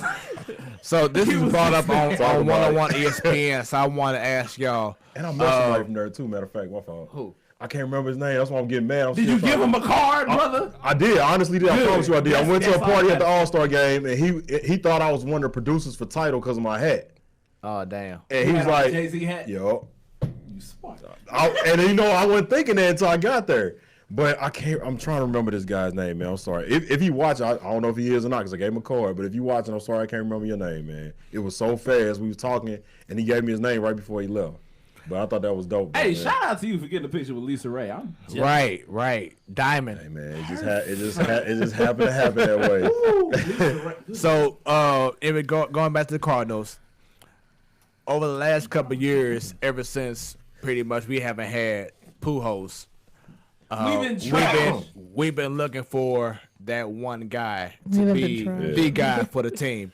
As of right now, who do you see as that Cardinal who is that guy that you would pay to watch? We ain't got one. Flaherty for sure. Colton as you can see, that's a good one right there. We've been on the Colton Wong train for years, and until this past year, people have been trashing it. But great defensively. I would love to go to the game to watch Colton Wong make some plays. Jack Flaherty. Obviously, like I say this every time I'm on the show, I feel like Yadier Molina is like the mayor of the city. I'm going to love watching that guy. Yeah. He going to get a farewell tour. So it should be. Yachty for wearing a Jordan logo in baseball. Oh, no, he's endorsed by Jordan. I know, I'm just saying. But he got it. I never seen it on the catcher's plate, though. You know what I'm saying? Oh, you know they got to show it off. I know, that's what I'm saying. He ain't the only one that's branded by Jordan, but that's the first catcher I've seen. Him, with Fowler, I think he's Machado. I think he's the only catcher on the team. That's what I'm saying. He the only catcher on the team. team. He gets the Betts, that's what I'm Betts. saying. Who else? It's somebody else. Is he? Yeah, Okay. He's part of Team Jordan. All right. It's somebody who wears, they did Jordan 1. Oh, CC Sabathia. He gone now. Right, he gone. That's all. I mean, it's somebody. Aaron Judge is Under Armour. Who's Team Jordan? Nah, he's a part of Adidas. Yeah, Adidas. Yep. It's Adidas in the mud. I can't remember who it is. But it's starting to spread in Major League Baseball now. And also, this year, for those who like video games, MLB The Show has added Team Jordan. Word? Yes. So it was not in there last year. They right, Adidas, Nike, Under Armour, and all the baseball brands. They just added Team Jordan this year, so you can rock some Jordans on MLB The Show 20. I might. You just got to get it with that guy on that cover. I'm not gonna do it. I'm waiting until 2021. They gonna have it. Oh, when they saw him, I was like, man. Damn. He got some solid gold cleats on or something, man. Watch out. Nah, because he's not a solid goal player. He don't gotta be. His cleat game been crazy lately, though, man. I wish they would give Dexter Fowler. Dexter Fowler is probably my least favorite Cardinal. Ooh, damn. Why is that? Probably because of the year 2 years ago. Yeah, because of one bad year. What did he do the year before, Jeff? He was actually really good the year before. Exactly. Stanton. So why did he come here and play like trash? His first year here, he was great. Look at the stats right now. He came here and played like trash, man. He was doing too much. He was good the first year. Was hurt the second year. We did not like on this show. Now I will I say, like the signing. I will say happened. that Fowler. I mean, when it happened, he didn't do as good as a leadoff hitter the first year. He did better as like that fifth hitter. You know, he fifth didn't play spot. like what we paid him to play for. He didn't do it good. A lot of people did in the leadoff spot. Hey, Dexter Fowler didn't deserve 5 years, $85 million. I'll tell you that. But we got him, and he was good enough for me. His second year had injuries, and everyone knows he's going to tell you the same thing. Like Carpenter is now. He was not good, but he had a decent year. Fowler's never been an MVP type player, so what do you expect? Right. So do you feel? Be MVP player this year. Yeah. This is no wait. If we're going by the calendar, this is his year to suck. So do you? Hey, what's the question? Okay, so do you feel that he should be he should be marked in the lineup in pen or marker for everyday right field position right now? He need to be marked in pencil. I mean, who else is gonna start every day? Spring training. You never know. That's the thing, though. Spring training. Tyler O'Neill was amazing in spring training last year, and what happened? So with that being said, you are saying that Fowler should be right now written in pen. Right now, yes. I think right now they should only be looking at one spot for the outfield, and then probably I say two. We'll probably flip flop, maybe like give Fowler a day off here and there, and put Edman out there or something. You know, like to me though, Fowler should be playing 4 days out of the week. My thing is Pujols when his first year. You know, he wasn't pinned in or penciled in at all as being part of the team, but he earned his right. He played well. Actually, he did play well, but Bobby Bonilla got hurt, and then he was a last addition. But my thing is, you want to play the best team, the best players. If Dylan Carlson comes out spring training and he's raking, don't put him in AAA because you feel like he hasn't had enough at bats. That's just a baseball thing, though. I guarantee, even if he rakes Chris Bryant, he didn't come up right away, and that's why he keeps going to court every single year. You just keep dropping these names. I would slap him. You keep dropping these names. Jesus. That's the one person right now in all of sports that everyone has that example for is KB. So I'm gonna say it. and now the Cardinals, they have not been known to be the organization that will do the Chris Brown route. I mean Chris Brown. Chris Bryant. I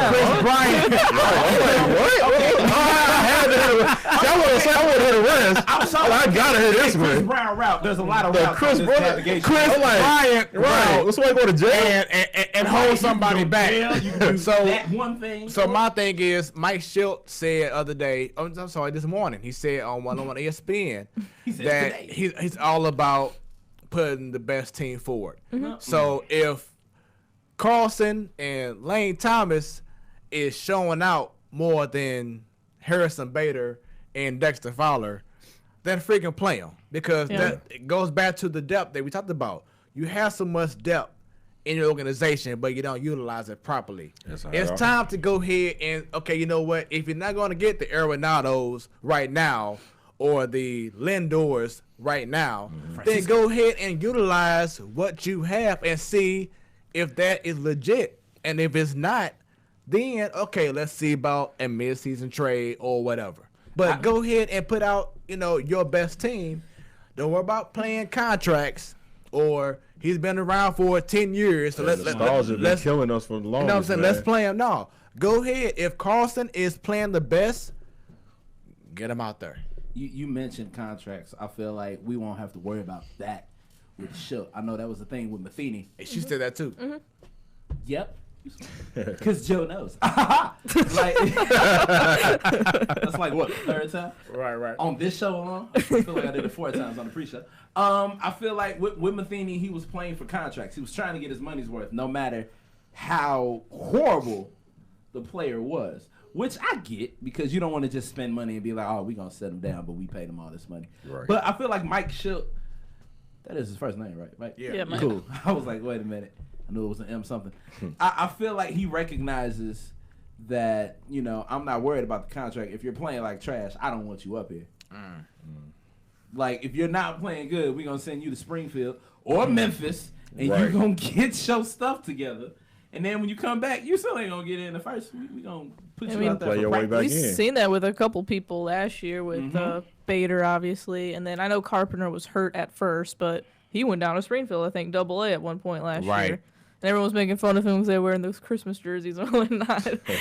But like, my thing with him was that they dare not do that. Is that he was there for like what 2 or 3 weeks. He got one base hit. All of a sudden, let's he good, right?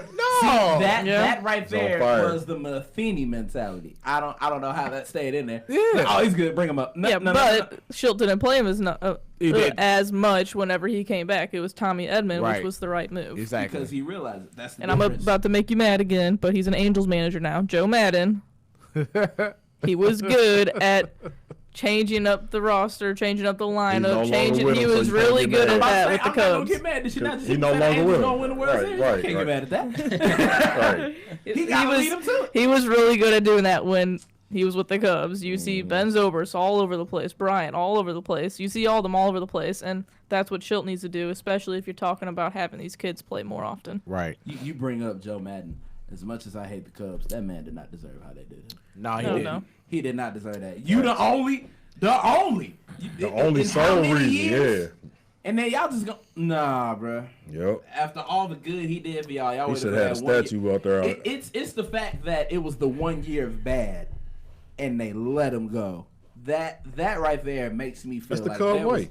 Not even that. That makes me feel like there were plans to get rid of that man regardless. I mean, but this dude brought you a freaking championship. I know that. That's crazy. I had a restaurant made after him. I was gonna say, he had a restaurant, a statue, like a talk show, like the whole name. That's crazy. And for them to do him like that, I was like, wow. He should have some glasses. You know, St. Louis will never do you like that. Come on here.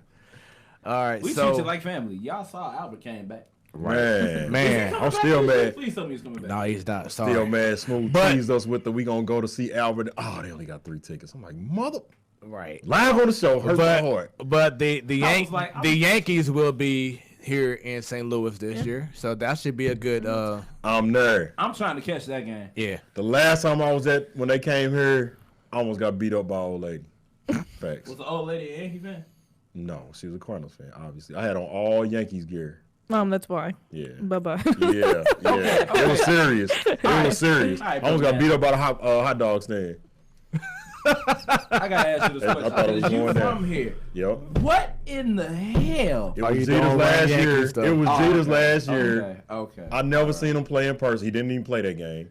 He was there though. You're breathing his air. Yeah, he was there. We breathing the same. He played the game after that.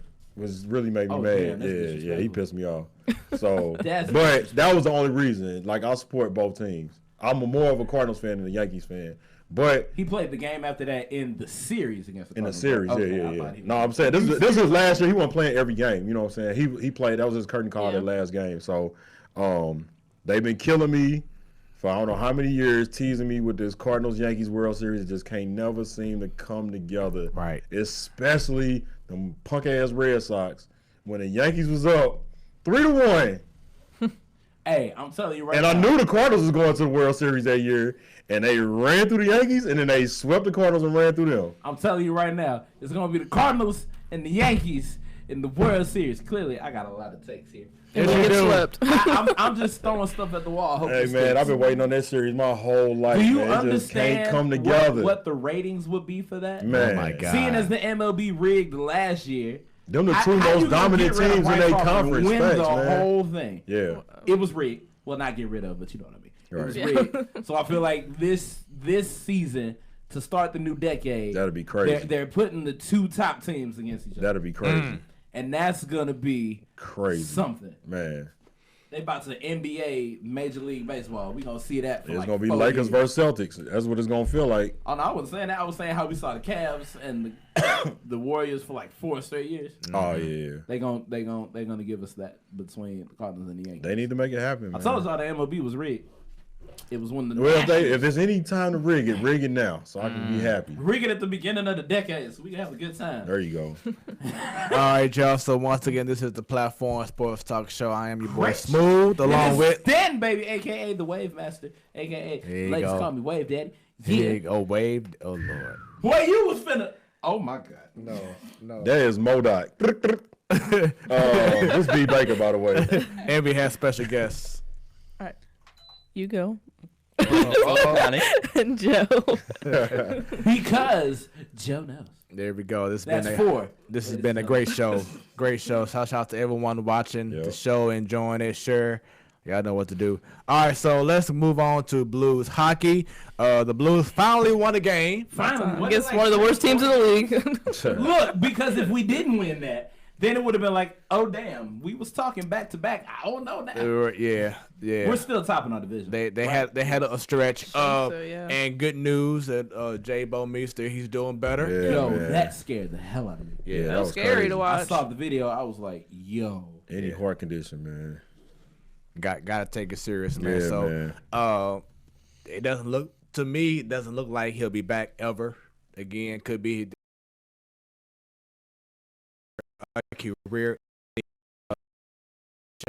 but prayer to him. And he came back to the Lou this past I believe Sunday or Monday, and said he's on the road to recovery. So shouts out to him and prayers for him and his family as well. Question: Are we at the point where we can do the standings? I mean, we get into the I'll probably say like around. I'll probably say around April we can get to the standings. They played 60 games. I know. 60? Oh, okay. NBA is 82. So they almost through the NBA season. Right. Still going strong. So some news. They did announce that Chris Pronger will have his jersey retired. Okay. Thoughts on Chris Pronger? I mean, I thought it was. I didn't think they needed to do it. I think it's something awesome they did because Chris Pronger is a Hall of Fame player. He spent a lot of his career here. When he was traded here, I was super young, but nobody fans liked it. hated it. Yeah, they traded away Brendan Shanahan. Right. Nobody loved it. He just turned out to be the cornerstone of our team. Yeah. Do you feel that Parayko should mimic Chris Pronger? I think he should mimic a mix of him and Al McInnes. He needs to let that thing because rip. that slap shot is crazy. He's a big body. He's an amazing defensive. Mm-hmm. Like he plays against the best, and I think it was the playoffs. Too. Like him and Jay Bomeister were the shutdown pair of across the NHL in the playoffs last year. And yeah, I mean, you see when he shoots, look what he knocked down Ben Bishop. Right. And against the Stars, like right. You need to let it rip. So I know that she told me before about. Even probably right now, you probably haven't fully recovered from that playoff run. But just tell me from just being there next to her, tell me how Joe was throughout the whole 2019 playoff run by the Blues. I mean, she was. I think we both were a nervous wreck. I think it got me bad. Game 6 of the finals. I couldn't eat for like a full day. 1 to 2 days. I couldn't eat. He woke up at like 6 o'clock in the morning, just sat there and stared. As soon as we lost Game 6, and it was like on to Game 7, I was the most confident person in the world. I was like, we ain't losing. And she was a nervous wreck. She couldn't. She took it over for me. She couldn't eat. She couldn't sit still. She was pacing. It was a trip in our household.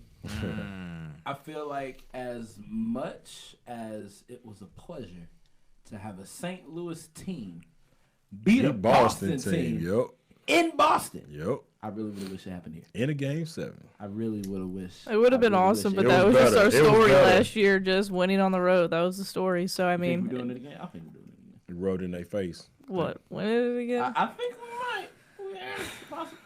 We might. I mean. Don't get me wrong. I think it be harder this year. Wait, Joe, do you have some doubt on this Blues team? Does Joe not know? We need a goal scorer because when Zach Sanford's your best goal scorer right now, that things aren't looking good. And a camera, if you're still watching, I'm mad at you for that trade offer. Optimist realist. You want to know how it's not good? When she said the name, I was like, who? Hey, we get Sanko back, and right. I don't know. Like I said, it just came. Doug Armstrong actually in his press conference, I think it was yesterday when they just made the trade. He said that they're getting word that Tarasenko could be back sooner than they were expecting. And like I said earlier, I'm off Twitter right now, so he's keep me posted on anything. But like, I got ahead of myself yesterday, and I'm still kind of upset about it when you said something about Army said, depending on Sanko's timetable, we may or may not be like looking at the trade deadline type thing. That annoys the heck out of me. Like, why? Like, even if you get Sanko back, O'Reilly, Perron, and Schwartz have all not been playing to their standards. I'm about to say, what the... And I asked you this question the other day, but what the hell happened to David Perron? He was on fire, and then all of a sudden he just did nothing. He's still championship drunk, okay? What was he the first part of the year? Championship drunk, but damn it, he was getting it done. That's what I told you, though. It's not just one person that we're missing. It's multiple people are just not playing well. And that's what's not good. So with that being said, once the ripple effect of losing Jay Bouwmeester, we made a trade yesterday. We acquired Scandella. What's his first name? I'm sorry. I think it's Marcus Scandella. Yeah, here we go. Pull up his Marcus. Marco. Yeah. So Marco. Yeah, there you go. Marco Scandella. Yeah, so Marco Scandella, pretty much taking the place of Jay Bouwmeester. Thoughts on that trade and that player? I thought it was a solid pickup. I mean, you he was actually just traded from Buffalo to Montreal for a 4th-round pick. We traded a 2nd and a conditional 4th upon him resigning. I think it kind of hurts because you lose a 2nd-round pick, but I mean, you lost Jay Bouwmeester. You need to do something, and he's going to be eating the money, right? Yeah, they're retaining 50% of his salary, so I mean that helps us. I thought it was good. He's not a point guy. I think he's maxed out like a little over 30 points once in his career, but he's going to be that shutdown guy with Parayko. I thought it was a good deal. People were saying that if the Blues did make a move for a defenseman, it would show the lack of confidence that they have with Justin Falk. What are your thoughts on right now? I'm a Falk fan. I've been a Falk fan. I still have confidence in him. I'm not going to lie and say I don't think that they overpaid on the extension for him immediately. I thought it was a little bit of an overpayment. 7 years. Yeah, 7 years, $6.5 million, I believe. Right. And I thought it was. I like him. Carl, if you're watching, shout out to you.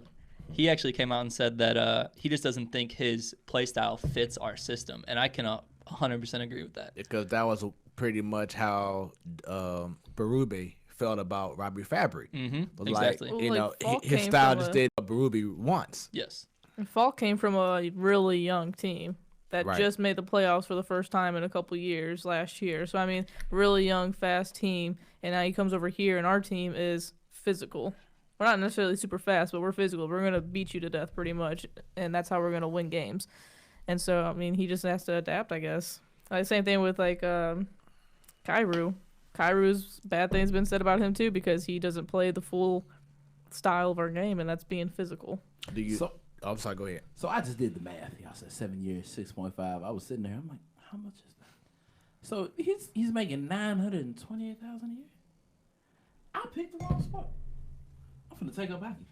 Hockey gets paid the least amount of it. I don't care.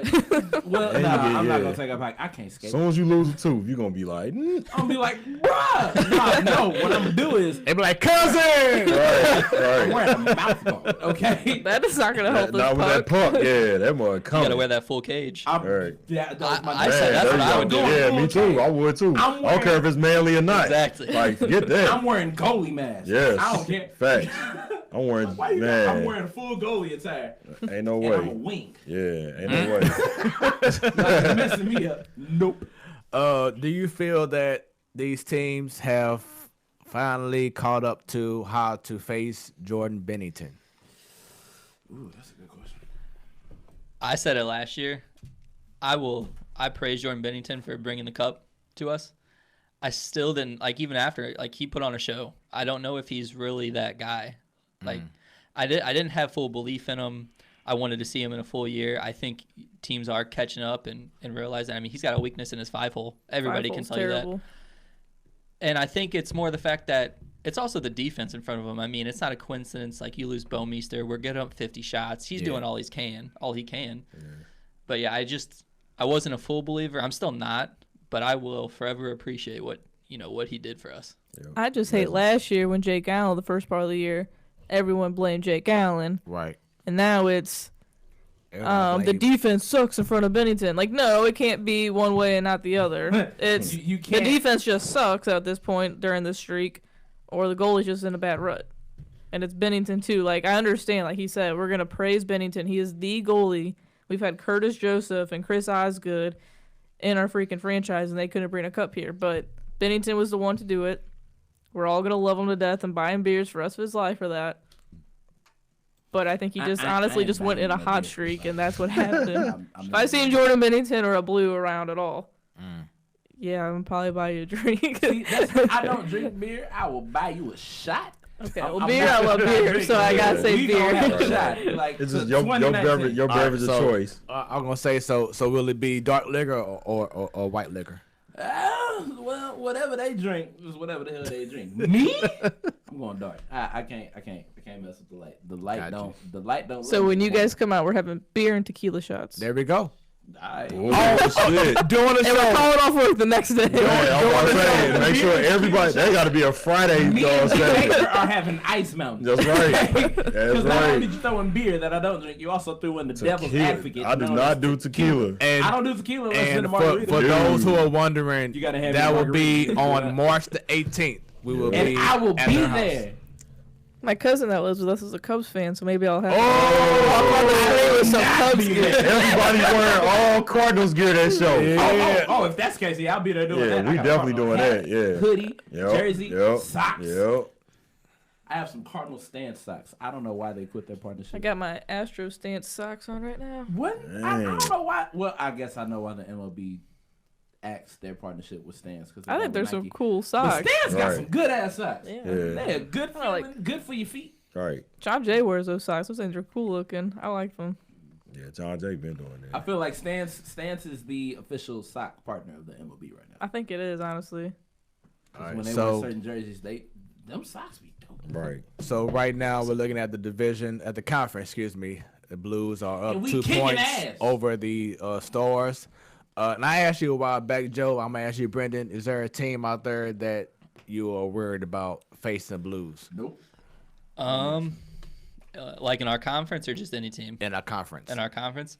I mean, the Avs scare me. They lost Rantanen and Kadri for timeable. So, I mean, if we're talking playoffs, they would scare me. Dallas scares me. I think you said Vegas. Vegas is probably the team that would give me the most bothersome to face. I mean, they just acquired Alec Martinez, who's a lockdown defenseman from the Kings. And that place is loud there in the playoffs. I mean, they're loud there. They're a good team. I like it. I mean, they got Stone, Pacioretty, Stasny, William Karlsson. Yes, sir. Like in class. Stanley, go ahead. Okay. I thought you were stretching. I have my hand up. Like doing a nay-nay. I'm not worried about the Knights. You're not worried about the Knights? I'm sorry. I don't. Paul Stastny in them? Hey, if the Sharks didn't have a cheap game like they did against us, it would have been us and the Knights playing, I think, last year. We had the hand pass. Theirs was the back-to-back penalties where Pavelski got hurt, and that was stupid, and something else happened, and they just literally scored 2 or 3 goals within 5 minutes in the playoffs, and it was just stupid. They got lucky again. I'm just not worried about the Knights. I can't be worried about a team that is based in Vegas. Ooh. Because y'all got the pressure to make the house look good. Man, I was in Vegas when they had that first playoff run. That was crazy. And 2 years in the league, 2 playoff appearances. Exactly. And they put the jersey on that freaking Stanley Cup in the first year. They put that jersey on that Statue of Liberty. I was like, oh, they finna get down. You said 2 years, 2 playoff appearances. That's cool. Stanley Cup. They one including the Stanley Cup. Right. They looking like they're about to be the Dodgers of hockey. Oh, or the Buffalo Bills, huh? Oh, damn. Damn, that's just bad. Already the first four? Damn, out the gate. First four, y'all not gonna get that fifth one though. Right. Y'all gonna get real close. Damn. I'm sorry, I can't. I don't see them as I don't. If Colorado gets Kadri and Rantanen back, then they're like the most. I think they're the scariest. But with those two out, those are two of their top 5 players. And one of them I know is Kadri is on my fantasy team and he's hurt now. So Dallas is scary, and you love Ben Bishop. He's a stud. Last question: should the Blues make a move for Kreider? Well, the rumor I saw was Kyrou in a first. Nope. It ain't worth it. I'm not even a big. The first? I'm not gonna say I'm not a big believer in Kyrou. I think he might suffer the same fate as Fabry. He's just a speed guy. He don't fit with the Craig he Berube needs to system. play on a team like the Oilers, the Rangers. The Rangers would make sense. They would trade for Kreider, but Army actually said yesterday that they're not in the rental business, and Kreider's a Sound rental. like the Cardinals. And I wouldn't give up that much for Kreider. I love Kreider. And then plus, if you think about it, as you said earlier, getting Tarasenko back is like acquiring, you know what I'm saying, a top score. Yeah. And so it's pretty much about patience, waiting on Tarasenko to come back. Has there been any update in regards to the time frame of Clint Costin? No, not that I've seen. I mean, he's playing in the AHL right now. Okay. Last I saw, he was killing it down there. Okay. I think he's going to be more of an NHL player for the Blues than Kyrou would be. He's got that he's physical the aspect physical to body that goes to the net. Kyrou's got the speed, but just on Berube's team, I don't think he fits. I forget his name, but he played a few games for the Blues. He's a little short, little speedy guy that played a few months ago for the Blues, but he hasn't been playing recently. The Australian. Yeah, what's his Nathan name? Walker. Yeah, Oh, Australian. yeah. What? Yeah, but he a little small little thing, but he fast as hell. Yeah, he played good. He was fun to watch for those couple of games. Yeah. Real quick, I just want to say it because I don't know how this hasn't been discussed. When we catching a Blues game? Because it's on y'all. Tell me. Oh, shoot. I'm still waiting on my experience. I'm going to look the schedule in. But yeah, we definitely got to do that because we getting close to the. Exactly. Yeah, I have been to one Blues game in my life. Damn. And at first I was like, bro, this is going to be trash. They had a fight that night. I was like, oh? Right. Y'all just fight? Hey, for those who have not checked out a Blues game, you have got to experience that. It is a fun time going to a Blues game. Especially as we are Stanley Cup champions. Yes. I feel like it's an extra energy in there. Yeah. Man. And y'all did not go to any of the fan fest or anything during All-Star break, correct? No. Not the All-Star break. What? We actually bought tickets for the sick. Fan Fest, and yeah, we couldn't go. I just missed so much work from the sick. I couldn't miss any more work because I bought tickets for the Friday. Yeah. And we couldn't go. You could have been like, this dang on flu. At it again. All right, so let's transition over. We have another professional team in the Lou. 2 weeks in. You gonna do? My cousin is on the team, number 73. And you ain't Kakon? Matt McCants, and I still ain't Kakon. Hey, Brad Thompson had a shirt on Twitter. Like, that's what Had Kakon. That's awesome. I'm like, okay. That's the shirt I want. Y'all can call. I'm just gonna yell out bird noise. Right. So we are, of course, talking about the XFL and St. Louis Battlehawks. it is. So Tickets that went up. right. So they done won a game. Tickets One game and tickets is That's all it skyrocketed. like what the hell, man? I bet. I was Man. So I'm, You know what they would say? I'm Bro, he looking texted me for- that ticket price. I'm like, nope. You know what they would say? To be fair, the Rams didn't win. But still, one game. Right. Y'all. One more than the Rams. So No. so here I am at church. World Series. I'm still. I'm looking at ticket prices. I'm going through You in church StubHub. looking at ticket price. Yeah. Right, I was about to say. Yeah, and then he gonna send me the ticket price while I'm at the All-Star Weekend already killing myself. Yeah, so here I am Man. looking at StubHub, SeatGeek, Ticketmaster. I'm scalping. Hey, All SeatGeek is three- the way to go. All SeatGeek. three sources the lowest price was like $89, but then you got to add the fees. Yeah. You got to wait till day of. That's going to a Blues game nowadays. Yeah. So take your choice. They Stanley Cup champions, though. These dudes just got here. The XFL Battlehawks is just, like the new dudes on the block. Right. So, prior to week 1, the price was like $25, $50. Exactly. But now the lowest price I saw was, including the fees, was like $111. You could have bought season tickets before for $100. Exactly. Cool. That's the last I had heard until he texted me that. I'm like, where are you trying to sit? Like, we got our own skybox or something? Let me hold some tickets. Sadal always said he got tickets. So Sadal was smart. That's why he the investor. I'll sit there with Adrian. Man, that was crazy, dog. Nah, I'm good, bro. I'm watching on TV. I'm gonna hit up my cousin. Can I sit in the skybox with you? Man. Right. So, matter of fact, we need to get him on the show. We do. They back in town now. Right, we were exactly. I didn't know they were in Houston. That's where they were practicing. That's where they were doing training camp at. They weren't here. I thought they were here. They were in Houston. So now that they'll be here, we got to catch them on the on the game where they're the home team. Make that call, Stan. But so what are y'all thoughts so far with the XFL? From what y'all saying? I like it. I mean, it's football and we have a team here, so what's not to like? Like I watched every game the first week. I watched 3 of the 4 games this last week, and I mean it's just fun. I always say I can back anything from St. Louis. I'm going to be hyped for the soccer team. Yeah. I'm just going to back it. But I thought it's quality football. It's not NFL football, but it's still quality football. Mm-hmm. I like some of the rules to it too, like how they do the kickoff. Yeah, it's different, but I like that. I don't like the kickoff rule. What? And there ain't no room between them. One team is at the 30, other team at the 35. That's what make Y'all it good. Ain't got that's what make it fun. Yeah, that's what make it fun. I like that in the 3-point system. I like that. Rule, the extra point rule I can get behind. That's pretty cool. So after week 2, what are your thoughts now with doing the interviews?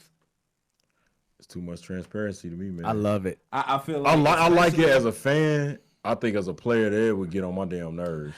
Like, as a coach too.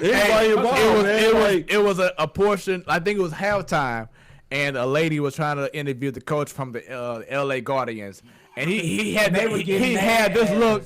He had this look like, oh no, don't get at me. They gonna make 8 Greg Popoviches out there. Oh God, I can't remember the team, but there was a disagreement between the quarterback. Oh yeah, the New York the New York team. Yeah.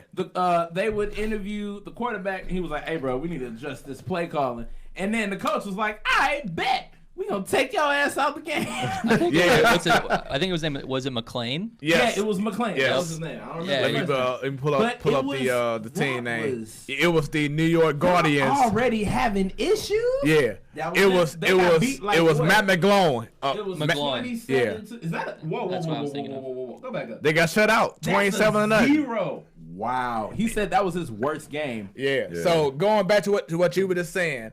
So the interviewer interviewed Matt McGloin, the quarterback, and she said, "What needs to be done to make things better in the second half?" He said, "Change the whole game plan." The coach. So then they interviewed the coach, and he was like, "Oh, I didn't know he said that until just now." Oh, I didn't know he said. I bet. Now he's gonna sit. Yeah, see, they gonna turn it into the shade room. I love it, man. I like the interviewing the players. I like the interviewing the players, but the coach I don't really like. And some like I don't like the timing. I don't like how they have the coach saying what plays he's going to do. Yeah. Oh. Like they literally and everything. Yeah. Listening for the play call. Right. All right, fam. I don't think they understand how football works. But the last thing you do is tell them what you about to do. Exactly. It'd be like, oh, they about to. I bet. Because somebody, cousin, grandma, auntie watching the game, they text somebody. They're about to run this. Not only that, it's video footage for the team that's gonna play them next. Or just a team that's playing them at that very second. That too, they got that right. In their headsets, exactly. All somebody gotta do is pull up on their iPad and do it on the bench. Be like, hey, you know what? They about to. And the coach could adjust to it. I like the replay system though. Like we were watching it, they showed a guy legit on an Xbox controller. Right, yeah, that was crazy. That needs to be in every sport. Yes. I want to hear what the booth umpire is saying. I want to see them watching it. I want to hear their explanation. Right. That's true. Yeah. I just want to dispel one thing. I've heard a lot of things saying that the XFL is looking to be the G League of the NFL. I know we said that on the show last week, and I don't think I said it, but I'm going to say it now. I don't think that's going to happen. Why is that? Because Vince McMahon's ego is too damn big to come up with something to combat to help the NFL. Yeah. Only to join the NFL? Yeah, that's true. Hell no. Y'all gotta remember, at the end of the day, it's still Vincent Kennedy McMahon behind this stuff. So peep this. I was telling. I'm sorry. Did you hear that he sold shares of WWE to fund the XFL? Oh yeah, I did hear that. I'm sorry. When I heard that, I was like, "Whoa, he's for real. He's doing this like WWE is huge, man." Right. So you sold shares of that. Yeah, so I haven't had a lot of negative thoughts about the XFL at all. But one thing that one thing that I will say is, your best quarterbacks right now are three people: Jordan Ta'amu from the Hawks, the quarterback from the Houston Renegades. What was his name? Pat something. It was right there. It was right there. You were just there. Let me see. I'm sorry. Let me pull up his name. Houston Roughnecks. Is that who we just played last week? Yeah, because he was good. What is his name? Carson? No. Wait a minute. Where is he? The Pete Walker. Yeah, Walker. He was good. Yeah, PJ Walker. PJ Walker. They're saying he's like already second week that he could be MVP of the league. and then you have Cardale Jones who played with Ohio State. So one thing that the XFL, right? Yeah. Okay. So one thing that the XFL will need to work on for next season, and this is no offense to them, but a lot of the white quarterbacks, they're old and they don't have flair. You know what I'm saying? Like you don't have that Aaron Rodgers type guy, or like any given Sunday, or that Drew Lock type guy, or that Tom Brady type guy. That's what's going to carry the XFL to have more followers, is if you have more flair from the quarterback position, in which I believe that they will eventually work on years to come. They got their Andy Daltons. Yeah. Right. Damn. That's true, sir. I still got my question. Oh, my statement. I don't think that's gonna happen. I don't think they're gonna ever have access to those players with that edge, because the NFL is gonna get them first. Only time you'll get a player like that is on the downfall of their career. Honestly, right now, if Eli Manning popped up in the XFL, I wouldn't be surprised. Because Eli Manning in the XFL, he'll wreak havoc. Yeah. Because the XFL, I hate to say it because my cousin's in the XFL. The XFL is full of practice squad players and undrafted people.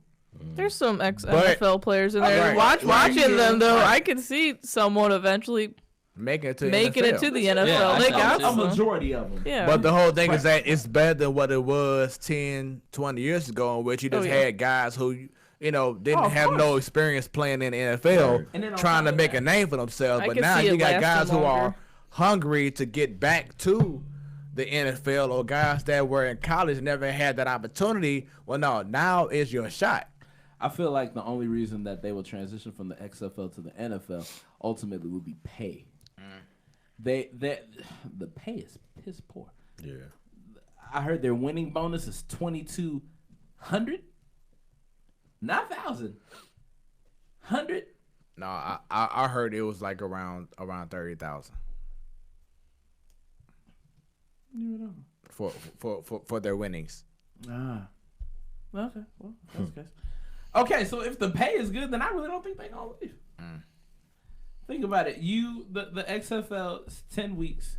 It takes up probably, if you go to the playoffs, what? A good 3 months. 3 months. And then what? Off season? I mean, yes, the same with the NFL, but with the NFL, you are in season during like pivotal times in the year. Right. Like, hey, Merry Christmas. Dad, celebrate? No, I got to go play a game. Right. Thanksgiving? Nah, I got to go play a game. I feel like the XFL it has the formula to surpass the AAF. Which, oh yeah, it already did. Yeah, I was gonna say. it already did. If it makes it to week 4, it already has. It already Did did. they even market the AAF? And, Like, no. The American Alliance Football. Right. And what's crazy is that they did recently the ratings for week 2, and the Battlehawks played the same time the Blues did, and they tripled the Blues ratings. Because football is That's back crazy. in St. Louis. I was one of them. Right. I was watching the Battlehawks game. And the reason we're loving it is because our last football team got snatched from us like a casualty of a divorce war. Yeah. And it goes back to what I was saying to you last week that they Hold on, will. saying to us, Hold I was here on. last week. They will eventually add more teams and markets that doesn't have a football team or a professional, team. Period, like a Kentucky team. Right. Yeah, I agree. You know what I'm saying? Yeah, and that's what I was saying. Like they Tennessee. need more small market teams. That's gonna really make it go up because you got these teams with major NFL teams. So you should do kind of like I said with the NBA, where you got teams in like Idaho and stuff like that don't have a professional football team, and that the fan base is gonna be crazy there, and it's gonna support. Go ahead, bro. Other than Boise, name one city in Idaho. I don't know, but if they had a football team, I know it. That's the point. Thanks for echoing my point. Right. That'll help your geography because they have teams in these cities. Right, because the people in Idaho will love to have ESPN. Exactly. Idaho is already have people coming into Idaho from ESPN. Y'all not gonna discredit Boise State and they blue field. Y'all disrespectful. Okay, that's college. But college, first of all, Idaho low key lit. First of all, ESPN, if Coeur d'Alene Lake. If college got removed from ESPN, ESPN would plummet. College makes up ESPN. I do think they need more smaller market teams there because we were just saying after the game on Sundays that like you got a California team. Yep. You got another Houston team. You got a Seattle team. These are teams in New York. That's already established. They got multiple teams in each sport in all of those cities. So why don't you try? Like we're the only city in the XFL that has only one football team. But think about, like he said, you got like a team in North Dakota or Kentucky, like he said, that's their only professional football team. Maine. Period. You know what I'm saying? Yeah, like in Bangor, Maine. Look, Maine ain't football. They better not have no wintertime games.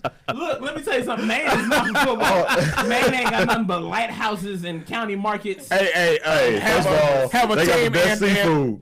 Hey, have a team in what's that state? Montana. I was that's what I'm saying. They don't have anything. That's what I'm saying. They don't have at all. No professional sports. At this point so you think if they had a team in a place that has no professional sports, not even a good college team, and you put them smack in the middle, think how crazy that fan base would be. The whole state. I've never even met someone from Montana. Do they have people that live there? Like Montana State University of it's got to be a college up there. Especially you don't even know though. That's what I'm saying. It's got to be a college. There are black people in Montana. Right. Are you sure there are black people in Montana? I don't know. You're gonna find out. Hopefully. I feel like if the two of us went up there, they look at us like, oh my god. Whoa. They won't even know how to say what is that? We haven't seen one of them. Right, man. It was like that at some point in Canada. I went to. No, it couldn't be like that in Canada. It was a couple spots. No, it ain't. No. It's a lot of African people and a lot of Indian people. Because Drake. Anything Canada because Drake. And Drake is what? Mixed. Canadian. Mixed. He Canadian. He is. He claimed the 6. I think I think of Degrassi when I think of Drake. Exactly. Thank you. Thank you. Okay. Right. I ain't gonna lie. Well, Jimmy got up there trying to rap and roll at the same time. All right. So Jimmy. once again, I'm sorry. Once again, this is the platform Sports Talk Show. Yes, now it is 9 o'clock. So do you? No, it's 8:59. I got seconds. Right. Hold on, how many because Stan has to get ready to get on the airplane to I got 40 Jamaica. Seconds. Cool. In these 40 seconds, let me run through my people. Go ahead. Idiot of the week, Shaka Khan, because what in the tire fuck was that? What if the younger core of the Cardinals got it all together in this off season and just went at it like all the other younger core teams. Meaning Tyler O'Neal, the Baiters, coming through. Hell, Dexter, I guess. He ain't young. Damn it, he's new to the Cardinals. I'm just confused by you. Continue. It's like, sorry, I guess I don't know. You just said the like young core. If the young core took over, would Lane that Thomas. and then a second part of that, if the young core took over, would that result in Yadi and Molina getting rotated out? No. Okay. No. I didn't think it would, but I just want to see what y'all. But I will say, watch out for Justin Williams. It's not. I just mentioned him today. Yeah. I was like, watch, out of all people, he's the one that makes the roster, you know? I can see him being like the Astros version of Yordan Alvarez. Hey, I'll take it. I would cry if that happened, like happy tears. And I will say, if anyone hits Brantley or Yordan this year, I'd be pissed off because they weren't part of the team. So let me ask you this.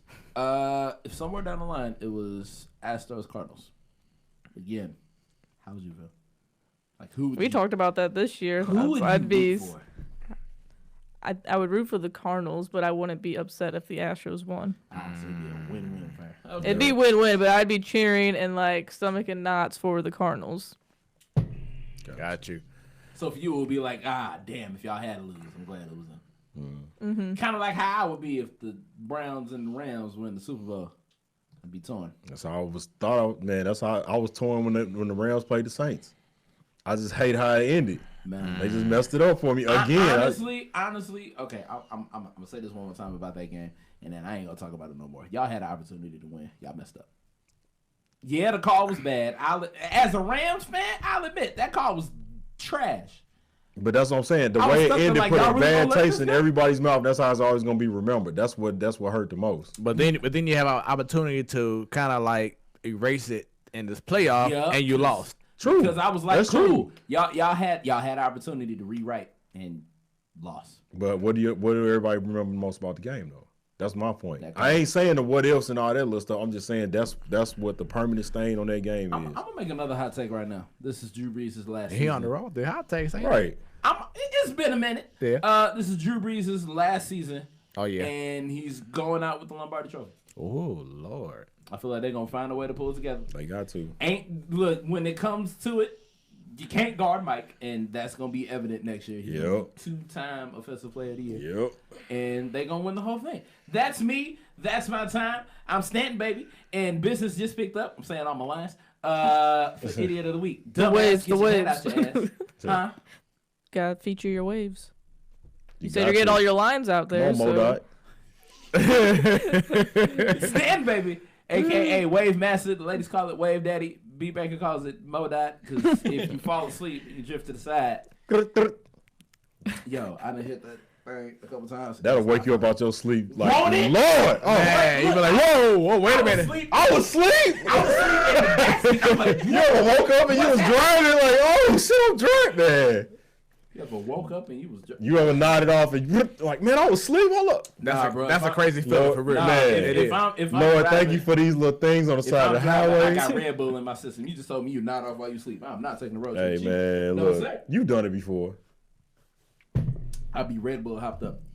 if I really liked soda, I'd be jacked up on Mountain Dew. All right, I gotta go. All right, so Stan has left the building. Have a safe. I will actually be here next Wednesday. I get back Tuesday. There we go. Have a safe trip in Jamaica, man. He's gonna be 10 shades darker. Probably. Yep. Have fun, bro. He'll come out purple. All right, so Stan. Whoa. He gonna come back. Right. He gonna come back as a California raisin. Right. Little bow tie. Go ahead and take that chair out for me. Oh, man. Go ahead and slide over a little bit. There you go. All right. So, once again, this has been a great show. Yep. We have the Bubba Contes and the Getaway holding things down. A very extended Joe Knows version. There you go. Right. Other platforms. Just take over the show. Just take over the show. Just take over. We ain't been a good one. Yeah. Talk about other sports. It's not really Joe Knows. Well, we're going to find out. Because now we're talking about the NBA All-Star Weekend. Crazy, man. So I had this post a while back, and I was saying, can this possibly be the best NBA All-Star Weekend we've had in a long time or ever? Yeah, I saw that. Now that the NBA All-Star Weekend has commenced and had an incredible All-Star Weekend, what were your thoughts about everything overall? I didn't watch it much about it, but I did see Bucks player dunking over Yelich, so that was kind of cool. Talking about Pat, what's that? Pat Connaughton. Connaughton, yeah. I didn't really tune in much either. I saw a couple. I just watched a lot of the highlights. Yeah. I thought it's probably one of the better dunk contests I've seen. Hell yeah. Oh yeah. They put on a show. Yeah. Some people were saying that the 2016 was better, but I feel to me that this year was better because Aaron Gordon, which he got robbed. Yep. You know what I'm saying? There's no way that he should not have left without having at least a share of championship. And matter of fact, can you come over here a little bit? You can take the microphone over just a little bit. Get you a little bit of breather, a little bit of room. You can stretch out a little bit more. There you go. There you go. All right, so now going back, Aaron Gordon, excuse me, he had like 450 scores, perfect scores. I think all of them except the last one. Yeah, that was crazy. So there's no way that he should have lost that game, that matchup with Derek. What's his name? Derek Jones. Derek Jones, yeah. But the dunk competition was off the chain. Dwight Howard didn't do a whole lot to make you say ooh. But I thought overall it was good. To Kobe, yeah. But he made the dunk, so that's what's up. And then the 3-point contest was off the chain. Yeah, down to last almost Larry Bird-esque. Buddy Hield came through rocking, his usual number. Excuse me, his number 24. Yeah.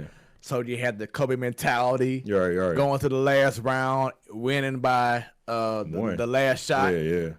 Like Larry Bird did. Great competition. You had the skills competition, in which I know who was it? The guy from the Bam Adebayo. Yeah, Bam Adebayo won, and then the All-Star game. So I know B earlier about 2-3 weeks ago, you was like, I don't know about the new format.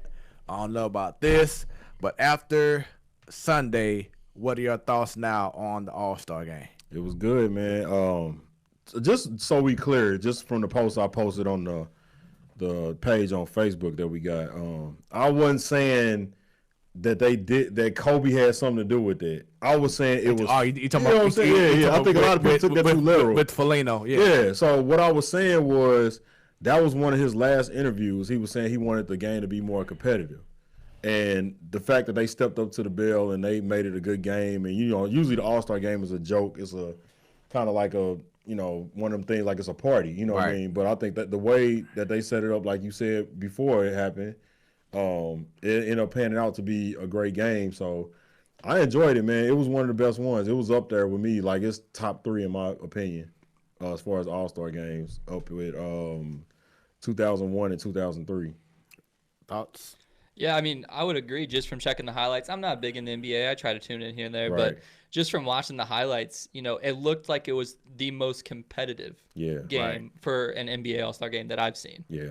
I think it was very cool to have the kids who were represented from the foundations, the schools. Whatever, to have them front row right there. When you are a player and you're getting them vibes and the energy from the kids support you. That you heard throughout the game, let's go, LeBron or Team Giannis. Yeah. That was a good feeling.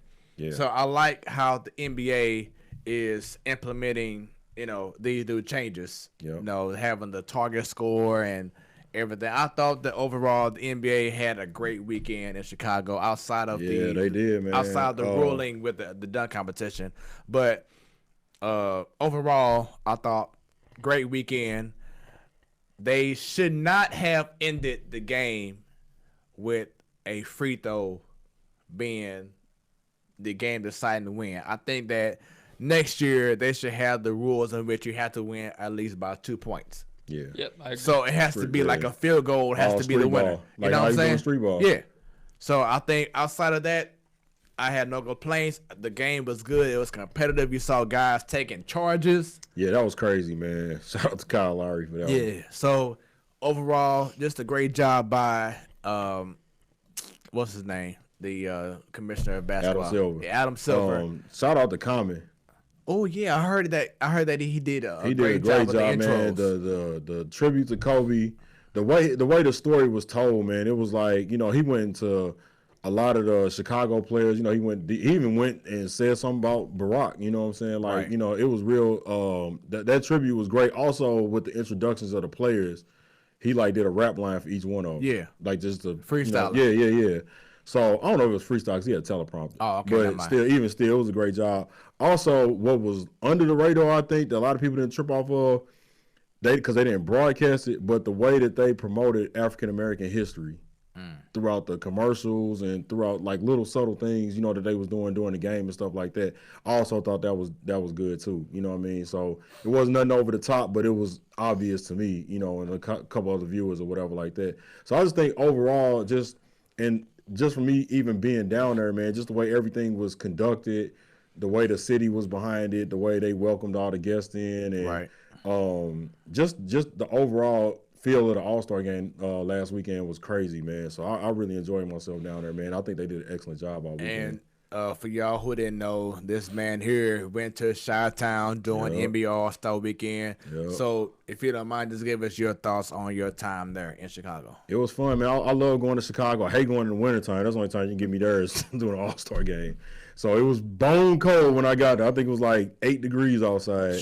So I brought every pea coat, long underwear, everything I had, you know what I mean? But it was crazy because now I will say I was upset with the first venue we went to because we went to a watch party.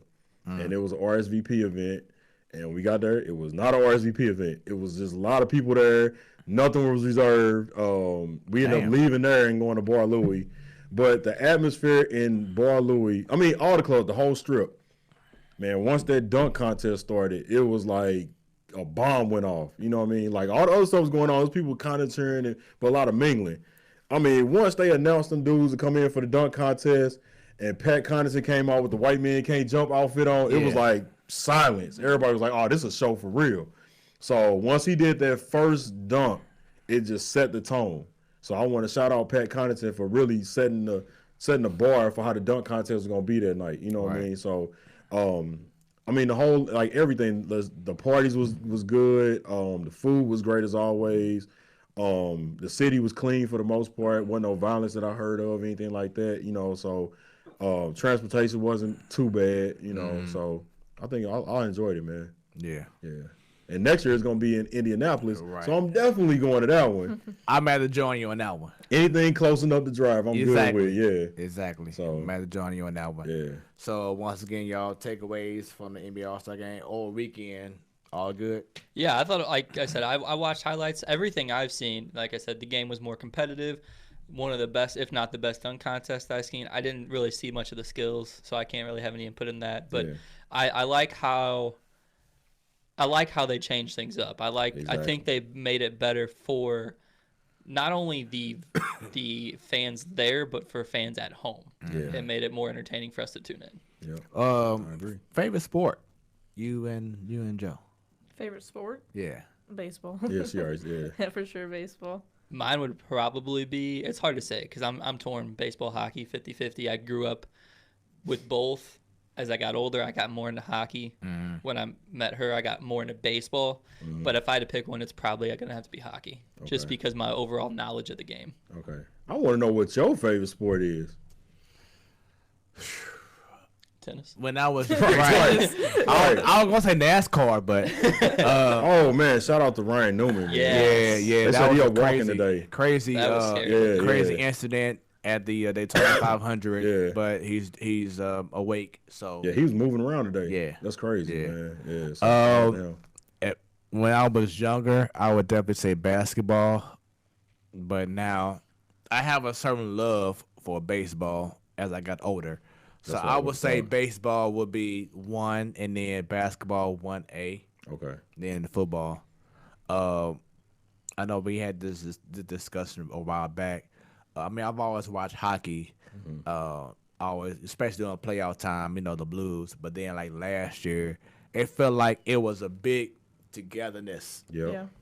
Watching the Blues get to. We where went they through got a lot to. in this city with them, man. Yeah. And then she brought up Curtis Joseph earlier. I was just like, that was my guy, man. Cujo. I was like, man, so you like hear them names, man, even though they didn't win a championship, it just feel like they did before. And what's crazy is that, we've had a slew of great Blues players who just couldn't win. That's what I'm saying. That's crazy. At the All-Star game here is like, I've never seen before the NHL All-Star game where like people like Bernie Federico, Wayne Gretzky, Brett Hall, Keith Tkachuk all come out and be a part of it. Right. Like, you don't really see that other places. Other places have players like that, but you had you had Grant Fuhr. Yeah. Roman Turek. Remember Ryan Miller? Everybody had a big deal about him. I love Ryan Miller. So. Jeff Cordnoff, and like you said earlier, Brendan Shanahan, Hall and Oates. Were you really named after Brendan Shanahan? Yep. Okay. I was. Okay. That was my mom used to sit at home and watch games all the time, and that was the name. My dad tried to name me Brandon. Okay. My mom's like, no, it's Brendan. Okay, got you. That was cool. I heard her mention it earlier. I was like, is that true? But I didn't want to interrupt when they was talking. So yeah. I have a cousin that's a couple years younger, named after Brett Hall. So. Okay. So yeah, they were my family's huge. Yeah, y'all all in. So look at this. I gotta ask this question because what was y'all thoughts when Brett Hull won a championship for the Red Wings and not the Blues? I mean, it's tough to see. I mean, he's a Blue. I think that's been proved. Especially it's like of all teams. But out of he won with Dallas too. Right. Yeah. And that whole controversial goal. Right. It's hard, but I mean, I'm happy as a player. When you appreciate what he did for us and what he does for us now, you have to appreciate that he got to experience that as a player, whether what team it is. I will never forget that playoff series. I'm not sure if we had Gretzky on that team or not. It's crazy that we had Gretzky. It is, man. And he's crazy. Like the reason we lost that game, by the way, against the Red Wings. Right. He turned it over in the middle of the ice and then. Right. But that series that the Blues had in the rest of the conference finals against the Colorado Avalanche, against Joe Sakic and Peter Forsberg and Patrick Wall. And we gave up that damn goal late in the game. It was like we was right there. And, every time I hear the highlights on one-on-one ESPN, it's like we was right there. But now Carricker talks about that stuff all the time. But now it doesn't hurt as bad because we won and won finally. I can't recall. Did you say that y'all were at the parade? Yeah, we were there. I feel like we got there like 2-3 hours early, and it was still just jam packed. Yeah, and so we didn't really see much, but we went down to the Arch grounds for the actual whatever you want to call it. One thing I do remember seeing, shout out to Brady Tkachuk rocking that Thomas jersey. Yeah, that was amazing. And seen that. And then he rocked the Molina jersey. Oh no, sorry, that was Matthew. Yeah, that was Matthew doing the All-Star game. Mm-hmm. So that was cool. They support St. Louis, which I mean they're born and raised here, so. Yeah, so that was mad cool. So we are getting down to our last few segments. Once again, this has been a great show. Yep. Thank you for coming through. I appreciate it. Late notice, but they came through, hold things down since Rodney Bond couldn't be here. We hope to have him back on the show in the nearby future. Let's go ahead and get into these last few segments. First, we'll go ahead and do Congrats, You Were Right. So, Congrats, You Were Right for those watching for the first time. If there has been someone in the past that said this may happen, and it did happen sports-wise, you just let them know, hey, congrats, you were right. So has there been anybody that said something between y'all two or people that y'all know that did happen, and y'all can say congrats, you were right? I can say it now. Congrats, you were right. Mozeliak never does anything. I'm always the opposite. I mean, I'm always he'll do something. I have faith, but she's love that one. Right. She always said, like I said, she's the realist. I'm the optimist. Other than that, I mean, not really. I don't really tend to disagree with anything outside of sports unless it's with her or her brother. Mm-hmm. But congrats, Joe. You were right on that. Okay. Yeah, because you were saying that there's someone that your brother, right? That always like is opposite of your opinions and stuff. Yeah, so I guess I can have two for this one. Whenever the hand pass game happened, we made a bet. I was really negative about it. It was game 3. 3. Okay. And I'm not gonna say what the bet was, but brother was right. Because I was negative. I was so pissed that night. I was going to bed like I wasn't crying, but I wanted to cry or like scream or something. I was just so mad. But he was the most confident I've ever seen in my life that night. He's like, we're not going to lose another game this series. And sure enough, we didn't. So. And that was the San Jose series. I was like, we're going to roll 3 straight watch. And we did. Yep. But one that I was right. I know my brother's not watching, but last year I said Kirby Yates is the best reliever, the best closer in baseball. And he said, I was like, oh, that's stupid. Kirby Yates plays for the Padres, blah, blah. Kirby Yates, what's his ERA last year? It was like a 1.1. 1.1, something like that, and like a .89 whip. The best closer in baseball, and MLB posted on their little shredder thing. So, congrats. I was right. So there you go. And what team is he on? With the Padres. There we go. That team could be scary. I like their team. They got a really I still good think bullpen. they're a little bit away. Yeah. But, I mean, they're going to be fun. I think them and the know. White Hey, Sox. You got Fam, my boy Fam. You got Machado. They haven't given up on trying to still acquire Lindor. Right. Yeah, I wouldn't put it. Man, if you can roll Machado, Lindor, Hosmer, Tatis in the infield, Yeah. can't get better than that. Yeah. And they always say that playing in San Diego is very cool. You know, Man, It I looks hear great. it's like the most amazing weather, and everyone's and nice up there. the stuff they got around the stadium is crazy. They got a club that's kind of like the 360 board here. Yeah. You know what I'm saying? But there's like it was like an actual party going on above the baseball game. I remember going to that. So man, San Diego, they get down, man. So they definitely thirsty for a good baseball team right now. You know, and they definitely make a move. It has been a minute, especially since Tony Gwynn passed away. Yeah, man. You have anything? Congrats, you all right? Like I said, about the NBA All-Star format, because I was totally against it. I was like, it's too gimmicky. They trying too hard. I don't know if y'all familiar with the setup, but basically you had to win each quarter. And I was against that, but then once you kind of more explained it, so basically they were fighting for 2 charities. You know, Team LeBron had a charity, Team Giannis had a charity.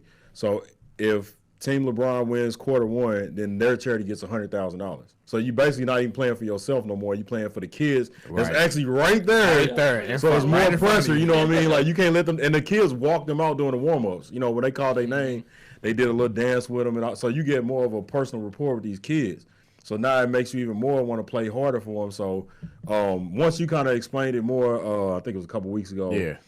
2 weeks ago. I was kind of like, okay, I can see how that'll work. But man, that fourth quarter was crazy, man. Yeah, it was straight. You was right about that. It was a good format, and what I heard recently, I think it was Steven Jackson that said this.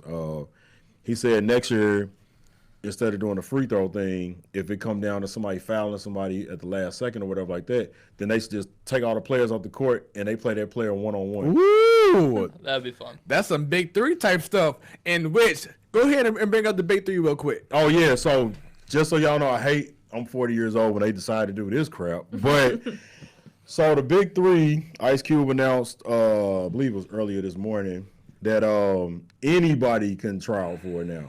It's not restricted to professional, athletes or retired NBA players. So they got a tryout May 15th to May 16th, city to be determined. Anybody could try out. If they like you, then you go to the actual combine and get a chance to get drafted. So now anybody's basketball dreams can come true now with the big 3. That's dope. So that's crazy, man. I hope eventually, and the way that things are looking in St. Louis, I see us eventually getting the big 3 team. I do. Nope. You don't see it? Nope. Why?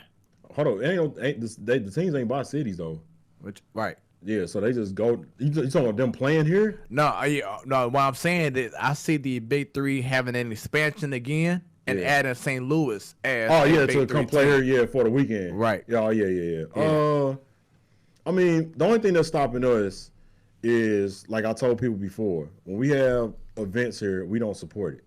You know what I mean? Like, some people show up, but it hasn't been an overwhelming response. That's how you get teams. Right. You know, and when we have preseason games here and stuff like that, I just don't think this is the city for it, honestly. I don't know, man. I hope so. Hey, I actually hope so because I'm tired of traveling for it. I think with the XFL having their home game, their home opener this Sunday, it's going to really show the world how, even though we don't need no other approvals or anything, Because look what happened during the PGA Championship. Man, that was awesome. Oh my God. Yeah, I worked at the airport there. It was crazy, man. So we've already proven that we are more than just a 1 or 2 team, sports team that will support your team. But we don't support basketball for whatever reason. I think we could, though. I think we have the right people in the city to support it. And even with soccer, I think it's perfect. We're going to be perfect for that. Yeah, I'm anxious to see how this soccer thing going to turn out. I know a lot of people saying they're excited, but I'm actually excited to see who going to actually show up. If it's going to be like how the XFL is, like, oh, they sold out already the first game, second game, third game, so. I know, going to high school, it was soccer and basketball are the 2 sports that everyone loved going to the events and watching. So that's why I quit playing baseball. Oh.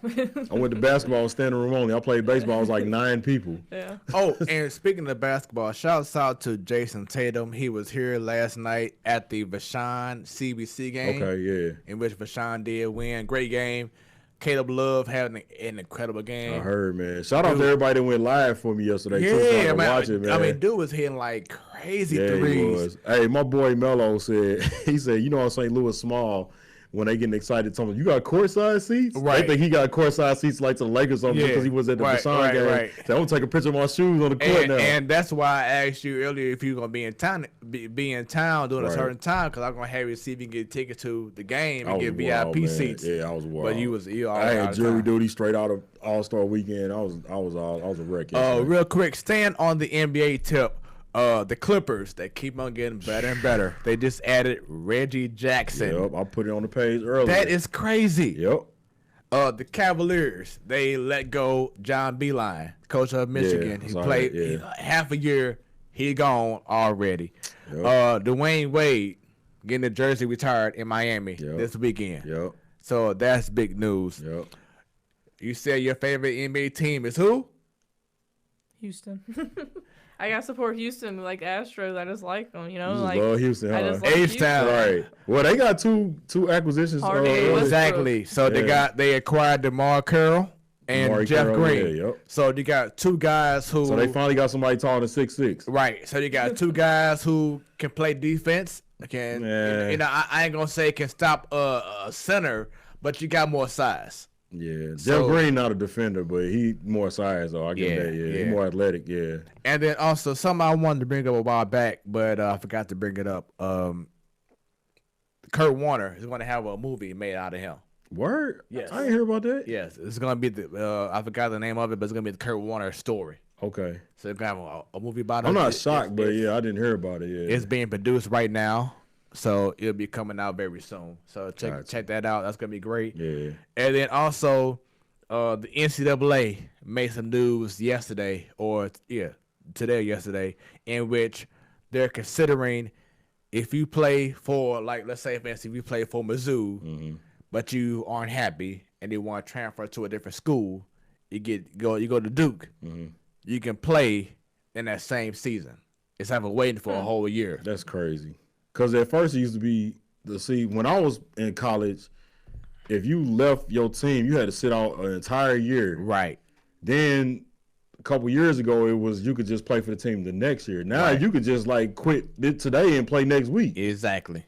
That's crazy. That's almost like free agency type stuff. Exactly. So but it makes sense though, because you have so many coaches that will leave one school and then go right to the next school, and boom, you can. And not only that, these coaches lie so much in these recruitment trips, man. They promising all these kids all these minutes, all this, red carpet treatment, blah blah blah blah, and then you get there and you find out there's 5 other, 6 other, 8 other people that they promised the same thing to, and they leave, and it's more competitive, but it's deflating for the person they get left on the bench and fighting for time and stuff like that. So. I'm going to have to see how that works. I mean, same season is, to me, might be a bit much because then, I mean, how many times can you do it? Right. That's the thing. Well, yeah, they said that it will only be for first-time transfers. Right, because I'm like, you don't want to just transfer around the whole conference. Let me see how Duke is. Oh, no, I ain't going to Gonzaga all the way across the country. Yeah, like, nah, Let me see about Kentucky. Yeah. Oh, no, I don't like that. Let me see about you. No. Yeah, all right. As long as it ain't like that, I think it'll be all right. Yeah.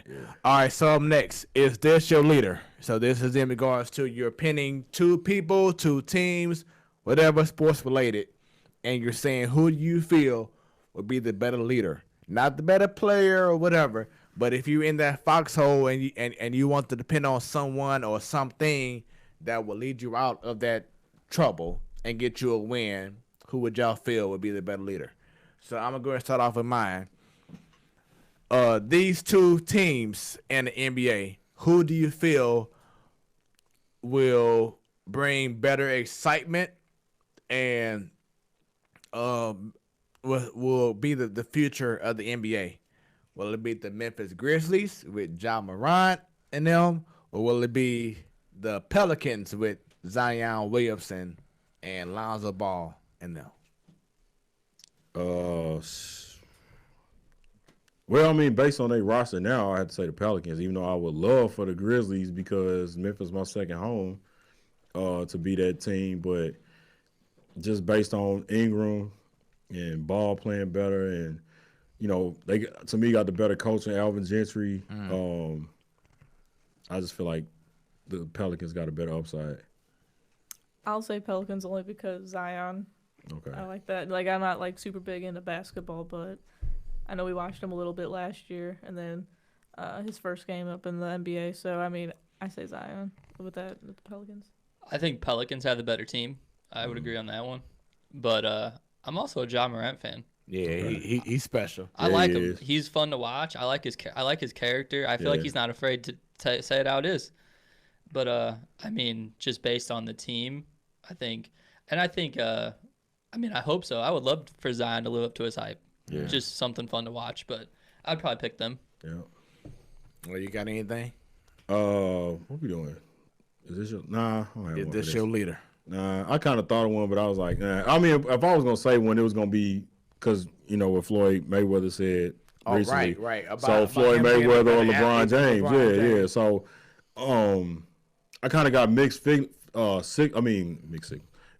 about that. Because I'm sorry, Cameron Wright says I know zero basketball. Yeah, we doing all sports, man. So just bear with us, So, so the topic was athlete of the decade.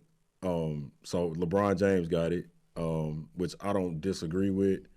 But Floyd Mayweather made an excellent case, especially with him being an undefeated fighter. Like he said, he should have got it 2 decades in a row. This dude won 16 fights in a row against a champion. I didn't even know that. I think they're looking at like LeBron. Me and his cousin always go back and forth. I'm always, like I said, I don't know a lot about basketball, but like right now, Jordan, everyone's always got that debate. And I do agree. Yeah. Someone said like whenever Kobe did pass, like let's stop having the debate. They're all great, Right. But LeBron as a person, I think he's a great person and like trying like building a school and stuff like that. So I think a lot of that has to do with that's what I was saying, and that's kind of what the argument was about because they like, are we talking strictly sports or are we talking overall? Yeah. Because a lot of what Floyd Mayweather went through that gets overshadowed is he went against boxing by himself.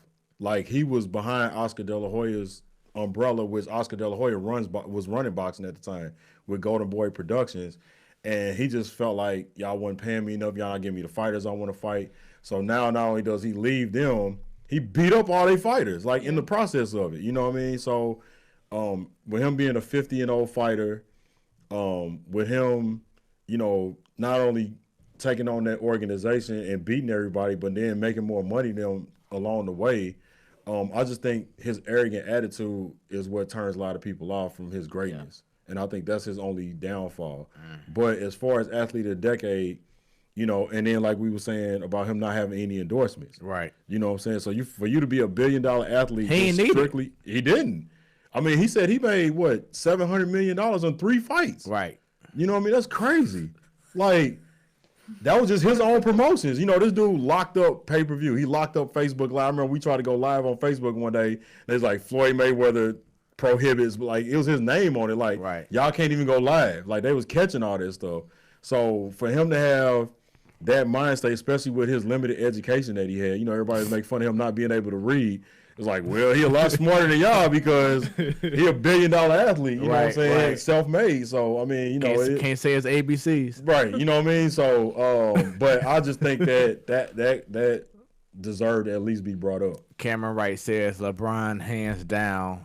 I agree because like what Joe said earlier, LeBron, what he does for the sport, period, not only just how he plays, but how he embraces all the cultures and what he does for the youth and what he does for even the other players. You know what I'm saying? He's just doing life right. You know, exactly. He's no got scandals, everything. nothing wrong. You know what I'm saying? He's got everything he ever needed. Yep. Him and his family are gonna be set for life. Yep. And for but him, that's not what. Like whenever someone asks him like about possibly playing in the Garden with his son, it's like, I'm just worried about what, like, if he's gonna pass his test tomorrow, like whatever he said. You know, like he cares. That's the stuff he cares about. Basketball's not the only thing on his mind, and that's why people attract him. They like him because he's just a good dude. Yep. Yeah. And he's more personal with not only just the players but the fans. Like I remember the best moment I seen on the court was I think he was checking in a game or something, and the kid was trying to sneak and take a picture of him, and he grabbed the kid's phone and took a selfie with all of them, like in the middle of the game.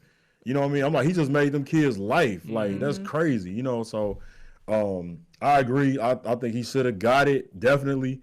But I don't think Floyd got the consideration that he should have had. And I'm glad he told the story that he did because even with me being a Floyd Mayweather fan, I never thought about him being athlete of the decade until he brought it up. It's like, damn, you know what? He did do all this stuff. Like, I don't think a lot of people think of that as, you know, like a sport or something like that. I know that's not like you don't have to play a sport to be athletic, but I think that it has a little bit to do with it as well. Yeah. Cameron Wright says, who can play at that level and be the best still in regards to LeBron?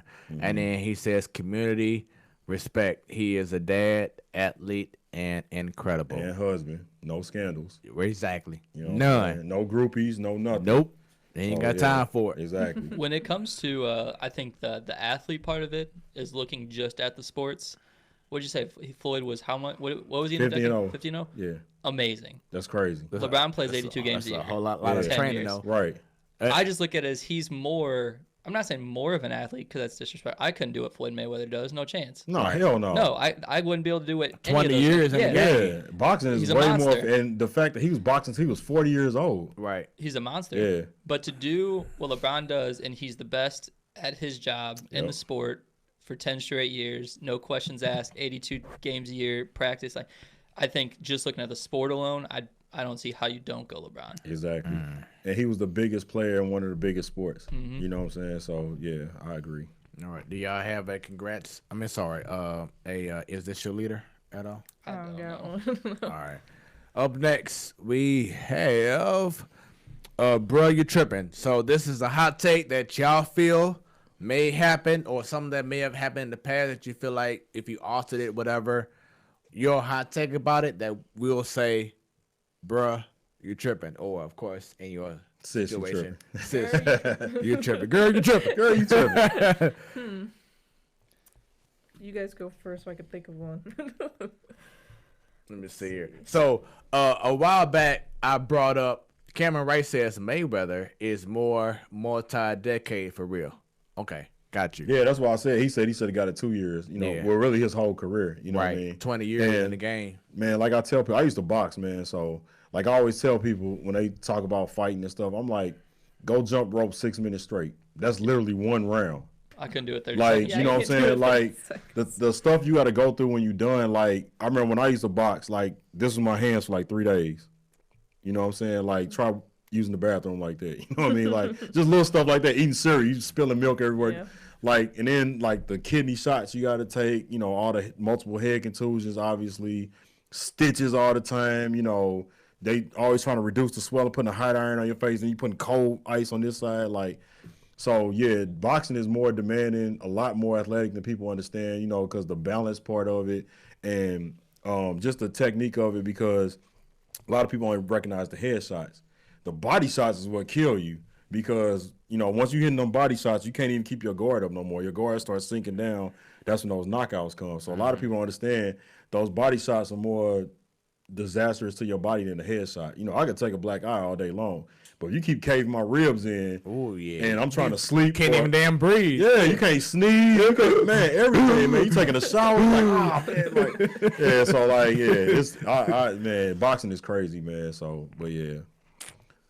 All right, so mine was I talked about this a while back before the season started, but now I'm gonna go ahead and say it because I talked about the quarterbacks in the XFL. Bro, you're tripping. I'm gonna go ahead and say I feel Kaepernick should be the face of the XFL. Hell no. Because then you're gonna add drama to a new league.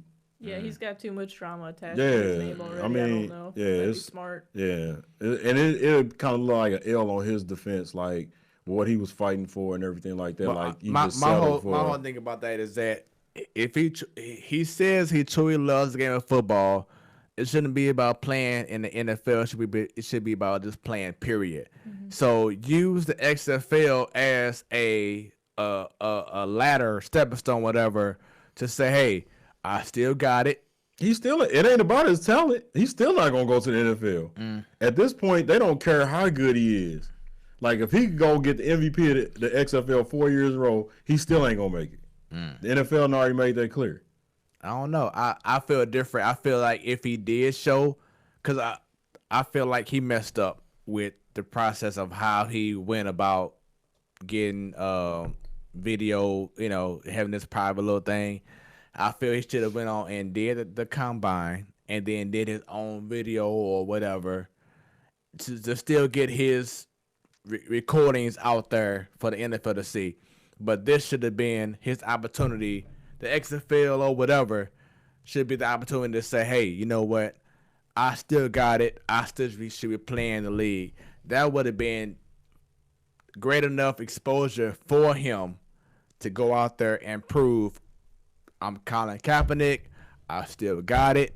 Look at my tapes. Look at how I'm leading this team. He would have been the perfect face, and he would have brought more ratings. Yeah. He would have brought more attendance to whatever team he was on to the XFL. That's why I feel he could have been marketed. Even look at Johnny Manziel. He could have been marketed like crazy in the XFL. That's another distraction they would have had. But that's what Vince McMahon is about. That's what sucks about it is you name two people that have a lot of bad attention and whatnot. So that's the only bad thing about it. But especially with it being a new league. That's what I'm saying. I'm not saying that he don't have that it won't be good for him. I'm saying the XFL wouldn't do it because of what it'd do for them as a brand new league. Cameron Wright says, just like Antonio Brown, NFL is done. With him, yeah. Shoot, Antonio Brown was like, man, I ain't playing in that league. No, he was just because he was just on the Breakfast Club. Humble as hell. He claims to be humble as hell. It's a gimmick. We know that. But then at the end of the day, as I was told by my boy KM, Kevin, he was like, this dude straight trying to do a freestyle rap. Yeah. Come on. Go on, man. Right.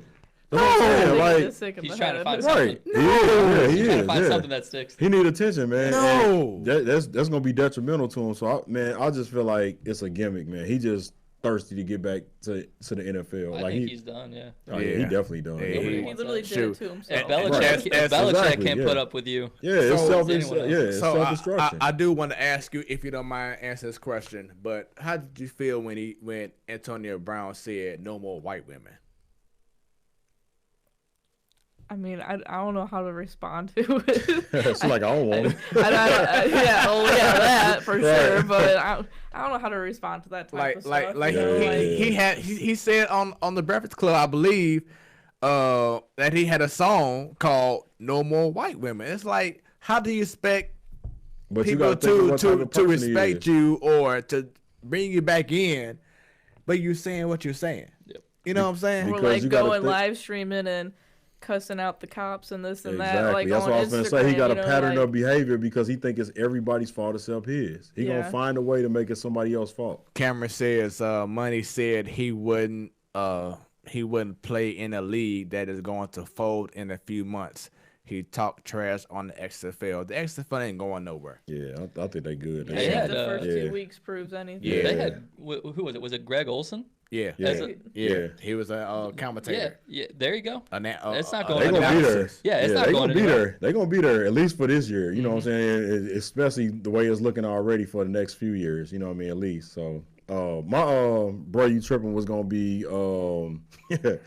I think Tyson Fury might not only win. Oh no, you did, but knock. Come out. You think so? He too hyped up, man. Bro, you tripping. Deontay Wilder is too cocky about this fight, and Tyson Fury is dangerous, man. I mean, I can see why you say that.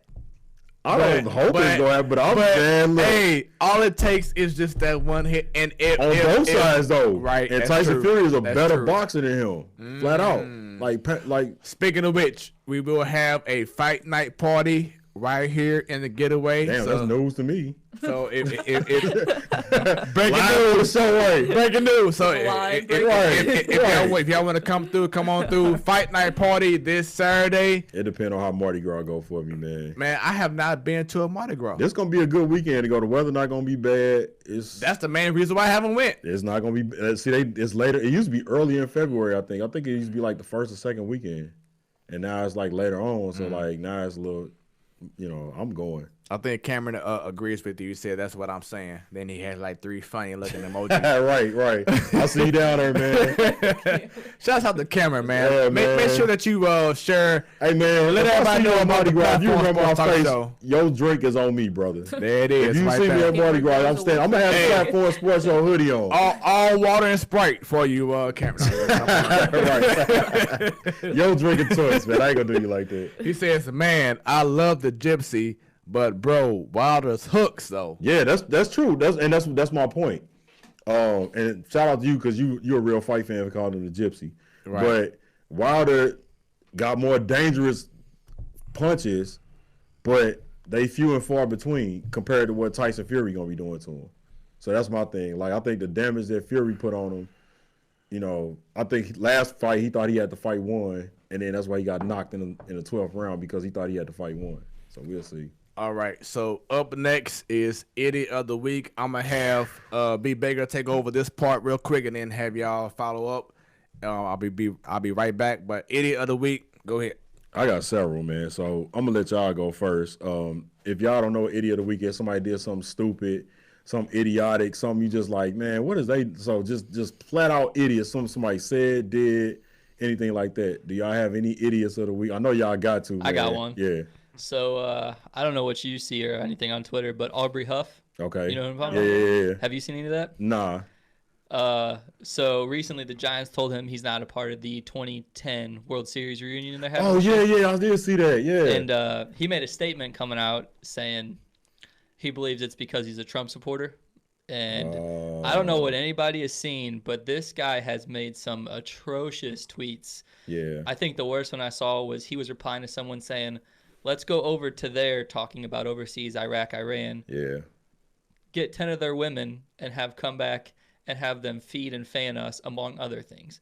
You can't say that and expect to be a part of a professional anything. Right. And then you come out and respond saying, it's only because I'm a Trump supporter. Well, that has nothing to do with it.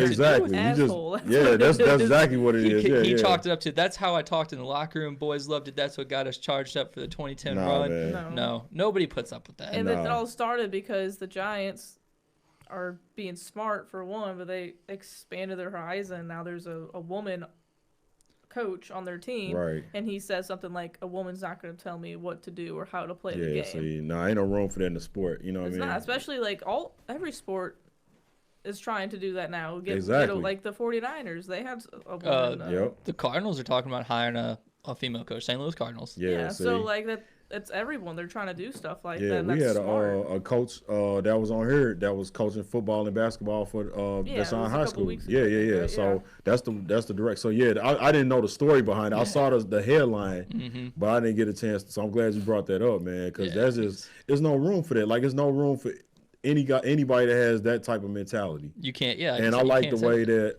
America as a whole seems like they're stepping up to that. Like, nah, man, we not finna back you on that. And you can't use that freedom of speech to just loosely say stupid stuff like that all the time. You know what I mean? So I agree with that. So that was a good one, man. Yeah, that was. I've been talking about him for a couple months because he constantly puts out these tweets, and I think there were so many Giants fans tagging the Giants on Twitter like, we can't have this guy be part of the organization. It's good that because it makes not only the organization but the city look bad. Yeah, nobody wants that attraction. But Aubrey Huff, idiot of the week. Idiot of the definitely idiot of the week. 2020 so far. Hell yeah. 2020. We might have to put a plaque on the wall for him. Just to pick this up a little bit, the Cardinals they did sign Tina Whitlock as a female coach for one of their minor league affiliates. Yep. I didn't know they did it. I saw that. Yeah, it was possible. So it's official. So they are one of those teams that's in the trend of hiring, a female presence. Mm-hmm. That's smart, especially for the Cardinals. I feel like St. Louis, just for like anything political, gets just a bad rep all the time. So I'm happy that they got on top of that. Yeah. You got one, Joe? I do not actually. That's a really good one. I think we all share that one, man. Yeah, so that was a good one. I got several, so I'm gonna let you. Let me see if you gonna. I got a few of them. So I'm gonna see if he. I'm gonna let you go first on this, just in case we got the same one. All right. So one of them, cause I got a few. I think we're gonna share a couple of them at least. All right. Well, let's see. So Matt Carpenter. Okay. He said a while back he doesn't understand why fans aren't congratulating them for a great season last year. Because it's a championship town. Exactly. And my thing is that, we did win the Central Division. Mm-hmm. Okay, congratulations. You're back in the playoffs. Yeah. You don't celebrate that. But then the way that you ended the season wasn't on a great note. Nope. The expectation should not be we made the playoffs. Exactly. And I feel like that's how the Cardinals, like Mozeliak and DeWitt, that's how they've been acting recently is let's just get in. Let's make it the week, Mozeliak. Yeah. You know what I'm saying?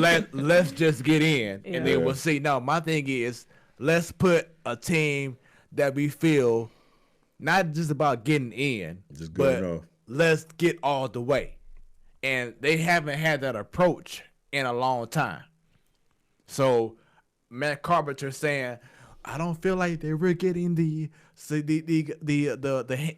job, the head good job of getting back to the playoffs mindset. He should know better. Of all people, he knows because he played with Pujols that year that they won the championship. He didn't play a whole lot, right? But he was there. When you are part of the Cardinals organization, it's not about just getting into the big dance. It's about setting that Cardinal standard that, hey, we are a championship caliber team that goes to the playoffs freaking every year and make noise. Yeah, we play on their pennants. This ain't Arizona. Go play for the Diamondbacks, like with that mindset. Right. Exactly. You get applauded to make the playoffs. And I hate that it's Carpenter that said it after the last all the 2 people. years that he had. Yeah. That's why I was going to say he had the most press. That's why I'm glad you brought him up because I was sure going to say that. I'd be upset if even Molina said something like that. Right. Molina wants to win, and I know Molina was upset whenever we didn't get Ozuna because at the winter meetings he was saying I want to bring him back. So to hear someone like Matt Carpenter say something like that, it's annoying. I don't know another way to say it. Cameron says, be on the Nashville Predators. You don't get kudos for doing your job. Right. Exactly. We're not hanging banners for finishing second in the division. That's what I'm saying. The participation awards and all that. Hey, you made it. No. We burn silver medals around here, man. We want gold only. Championship or bust. That's it. So that's it. My second person is the owner of your Astros, Jim Crane. I think that you had months to prepare for the press conference that was going to happen in spring training to talk about the scandal. Mm-hmm. And for you to say at first, this doesn't have an effect on the game of baseball or the game, the playoffs of what happened. But then someone asks you a question about it. Oh, I never said that it didn't have an effect. You just said that. Right, just said it. You know what I'm saying? So it's like, come on now. That's why I said I was like, I think that whole press conference was just stupid to do because, say they did have months to do it, they obviously didn't get ready for it for months. You know, they the night before had a little team meeting and then they put up something like, that was the only thing I didn't like about that entire thing was mainly just Jim Crane. Like he had no idea. Smart, it was like he just had no training on how to handle adversity, which leads to my last one. Commissioner Rob Manfred. I see. I knew you was gonna say it. That's why I was like, I'm gonna let you go first. Yeah. So how can you be a commissioner and then say, well, all you're doing is winning, is trying to win a piece of metal? Come on!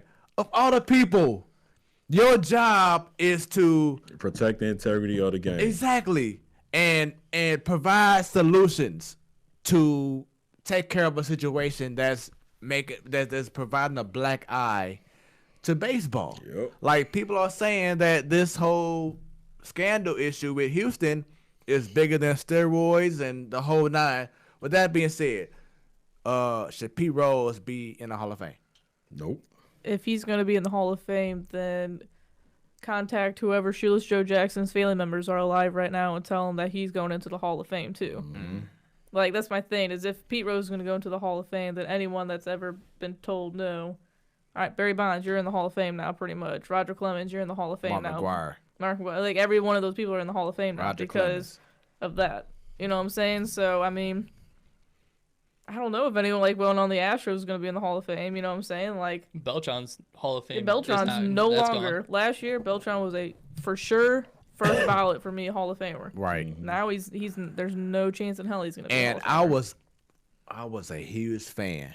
I think of Beltran. Everyone huge fan of his. And baseball was a huge fan of him. You know, like it's upsetting that it came to that. But yeah, I don't think he's gonna have any chance to be in the Hall of Fame now. Yeah. So going back, Manfred, like I said, you are commissioner. You're supposed to be setting the tone.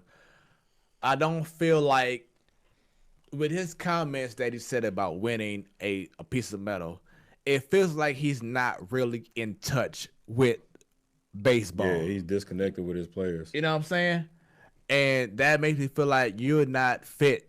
It's kind of like they just brought you in to just do whatever, but you don't really know the game like you should as a commissioner. You know, with Adam Silver, you know he knows the game.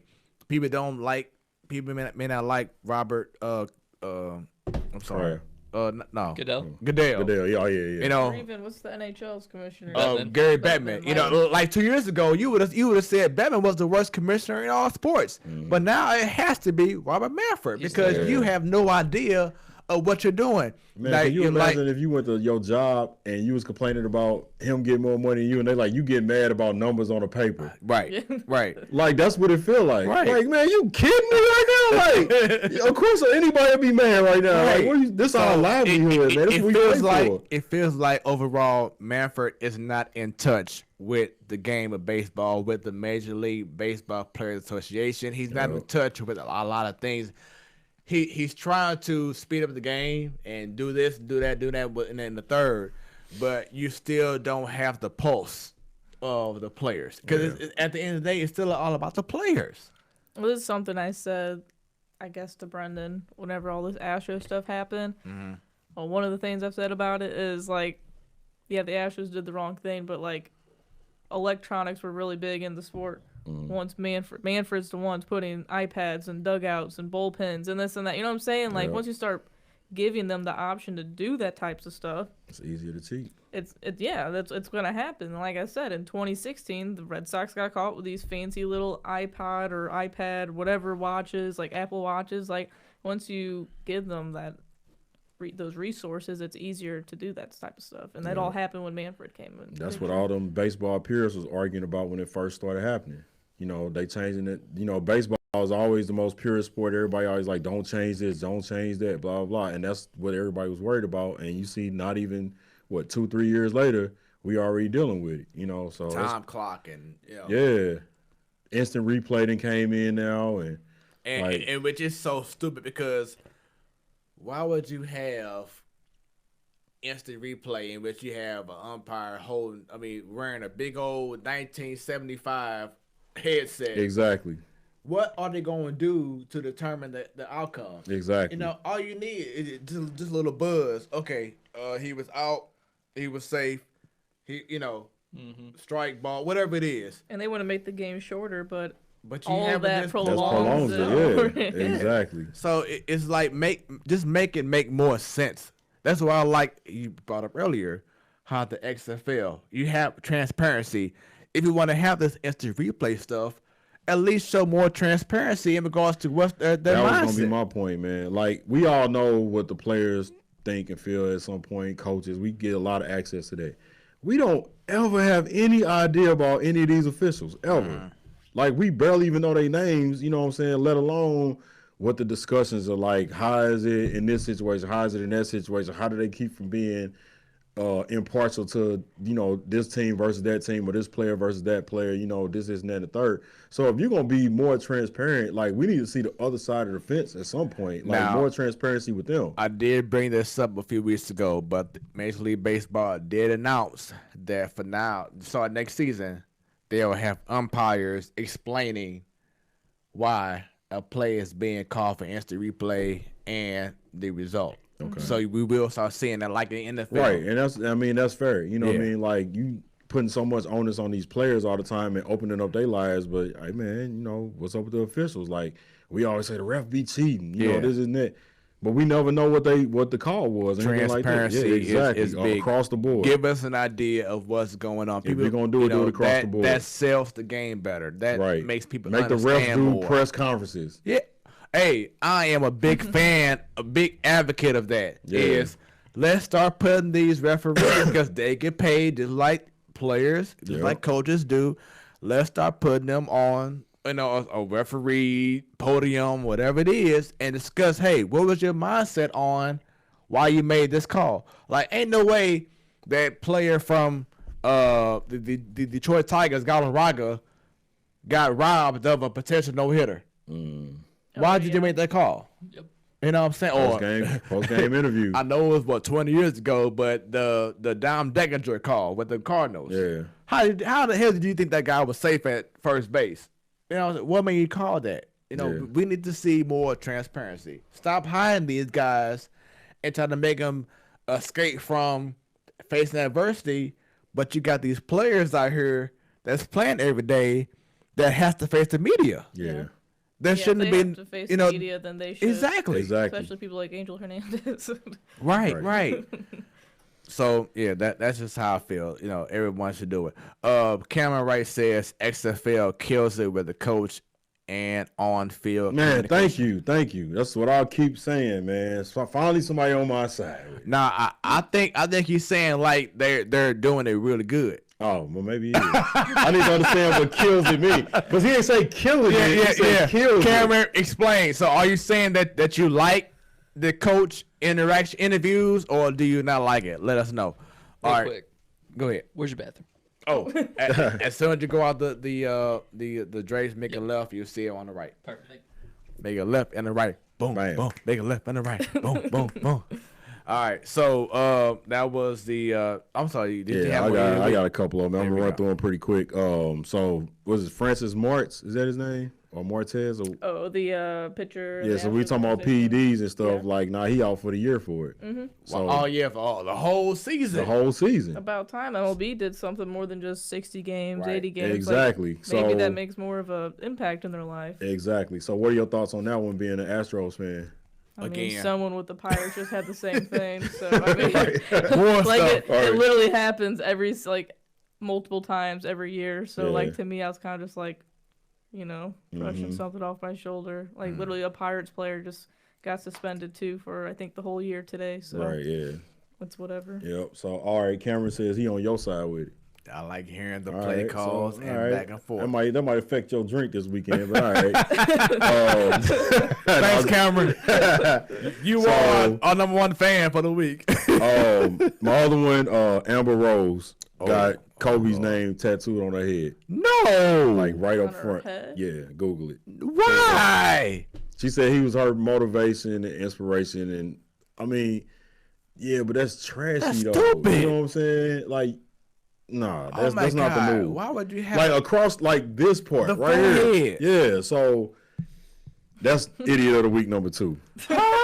Yeah, that's my boy, so I was pissed off about that. Idiot of the week number 3. I didn't even know that. Yeah, look, Google it right now. Amber Rose tattoo, it'll pop right up. I'm telling you, she got it like going straight across her whatever her lining is. Oh my God! So idiot of the week number 3. Stephen A. Smith. Stupid. I can't stand that guy. You don't like Stephen A. Smith? Really? This annoys the hell out of me. I can see He's that. too much. Really? Yeah, right. Really? Right. That, yeah. Kind of like what's their name? Chip and Hale or whatever their what's their name? Stop it, Skip. That guy. Oh, Shannon Sharp. Yeah. Stop it, Skip. Stop it, Skip. Skip. Stop. Right. Skip. Right. Skip. Stop. Skip. Right. Like I think sports and out like radio people and then like those guys, they're like the most annoying people in the world, man. Their voices like Bernie annoys the hell out of me. I can't stand listening to like how you feel about golly, what's the guy from ESPN who loved the Cowboys? What's his name? He be on First Take every now and then. He has a sports talk show. You talking about dude with the beard? Yeah. Oh God, his name on tip of my tongue too, man. dude with the beard. He got glasses, beard, bald head guy. He always no, not him. Who you talking about? Golly, what is his name? He has his own show. Oh, he's on Will Kane. Will Kane. Yeah, Will Kane. I don't know who that is. Yeah. Oh, okay, never mind. Will Kane is annoying too. Yeah, well, they're just all annoying to me. Yeah, Will Kane. I will say he is a true football expert. Cause he will back Stephen A. Smith in the corner every time. You know what I mean? Like that about dude, the Cowboys, especially about the Cowboys. But that dude is a football guru, man. He up there.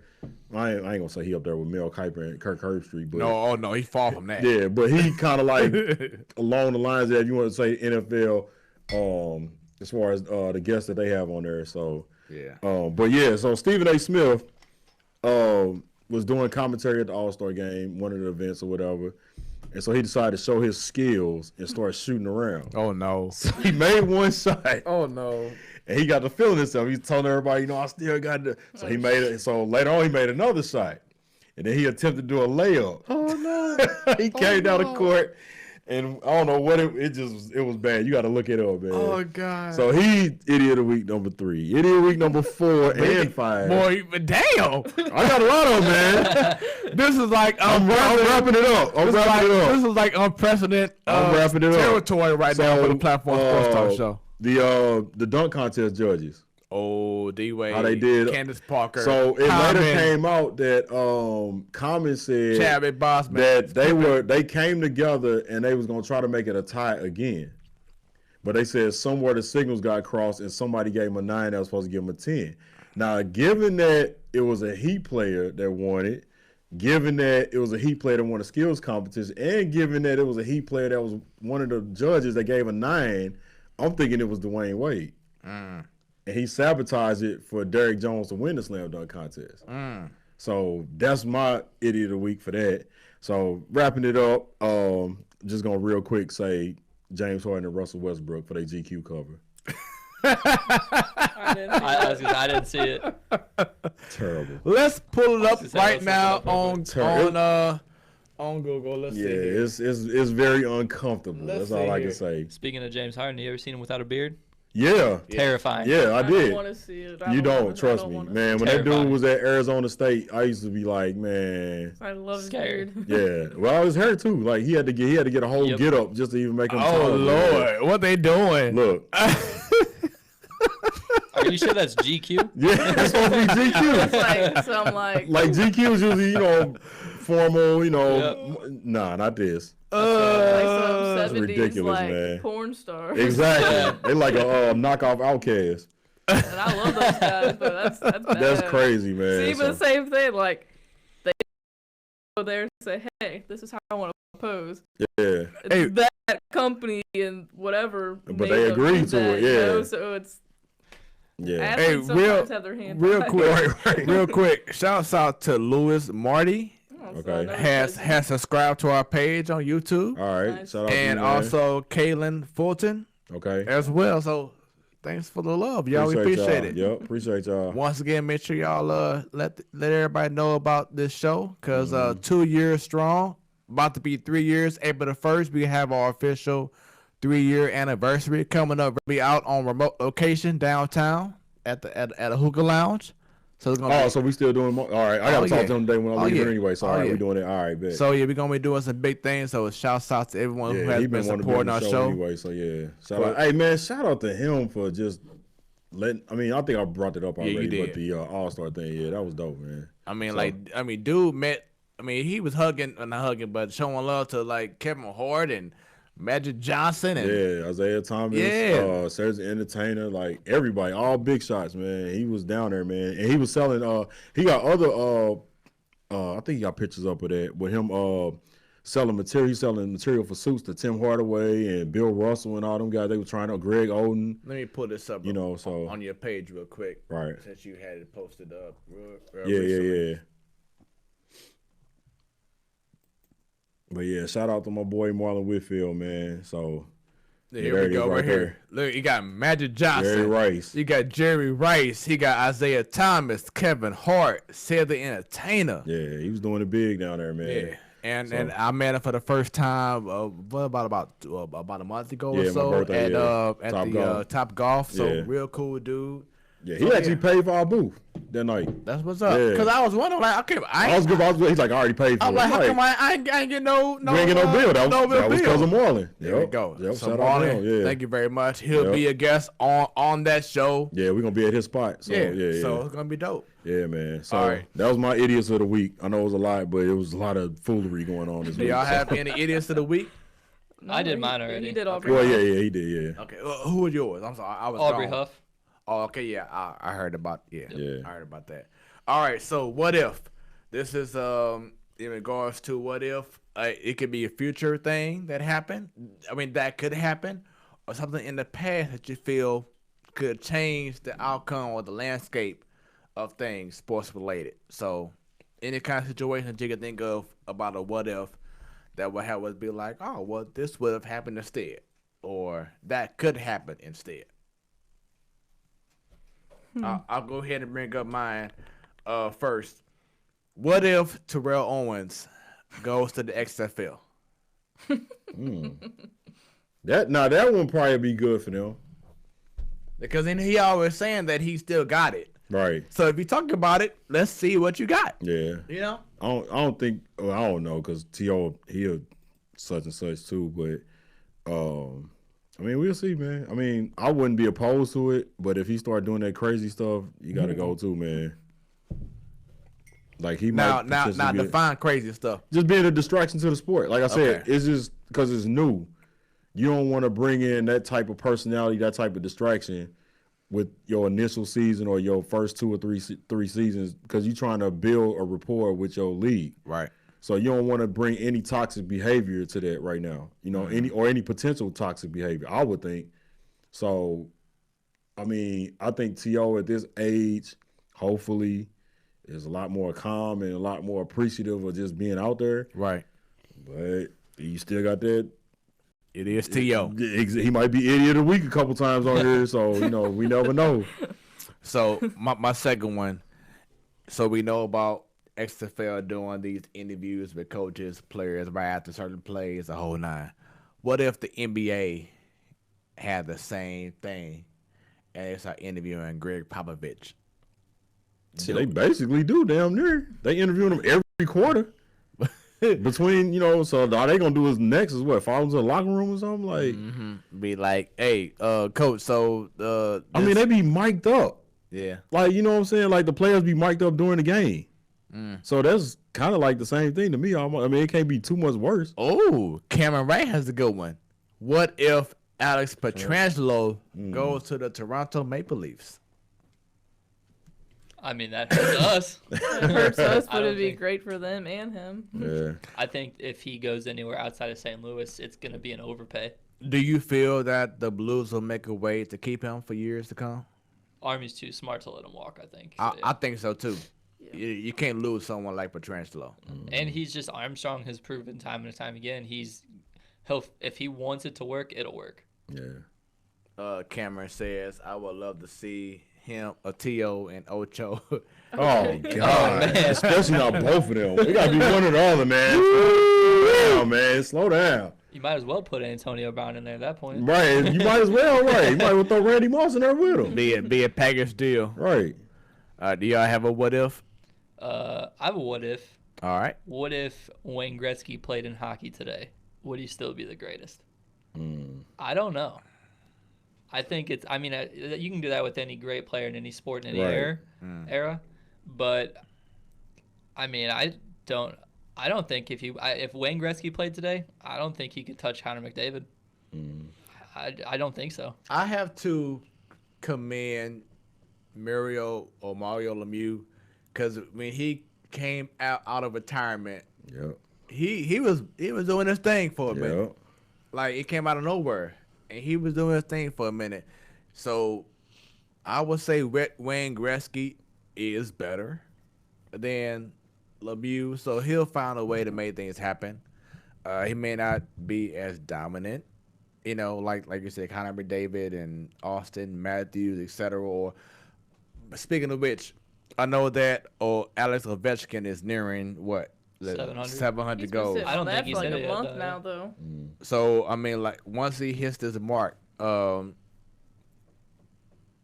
he be at the end of his time? Will he be considered the greatest? Well, not the greatest, but the greatest goal scorer. I think he breaks it. Okay. I was doubtful a couple of years ago, but he's He like does the math like once every month or so. I think he's too close to not get it. Yeah. We if he doesn't do it, we'll never see it broke. Yeah. Cameron Ray says, I would love to see him. Okay, he says Jerry Rice. Jerry Rice would be good. I'm surprised Brett Favre ain't trying to do it. He hate not playing, man. They might come together. All them commercials they doing together, man. They might come together as a package deal. But and see, I don't see Vince McMahon being that kind of guy that'll just bring anybody back because of a name. Like, he ain't trying to waste, a roster spot on someone because of a name. You have to still have it. You know what I'm saying? You can't just be like, okay, because I'm Jerry Rice or because I'm football Irvin. Different, man. No. They can get hurt, man. Right, exactly. Because then it'll be a bad representation of the XFL, and then in which people will feel like it's too gimmicky because you want to bring back, Jerry Rice when he can't play no more. You know what I'm saying? Do like a XFL All game of the XFL All Stars versus the NFL has been. There you go. That's good. That's a good. Hey, that's a good segment. Cameron Rice says McDavid equals GOAT. So there it is. All right. So I'm sorry. Go ahead. I don't have a what if, but I forgot about the Is This Your Leader? So real quick, mine was the 2001 All-Star game versus this year's 2000 All-Star game. Who played in the 01? 01 is, remember, the West was up 21 points.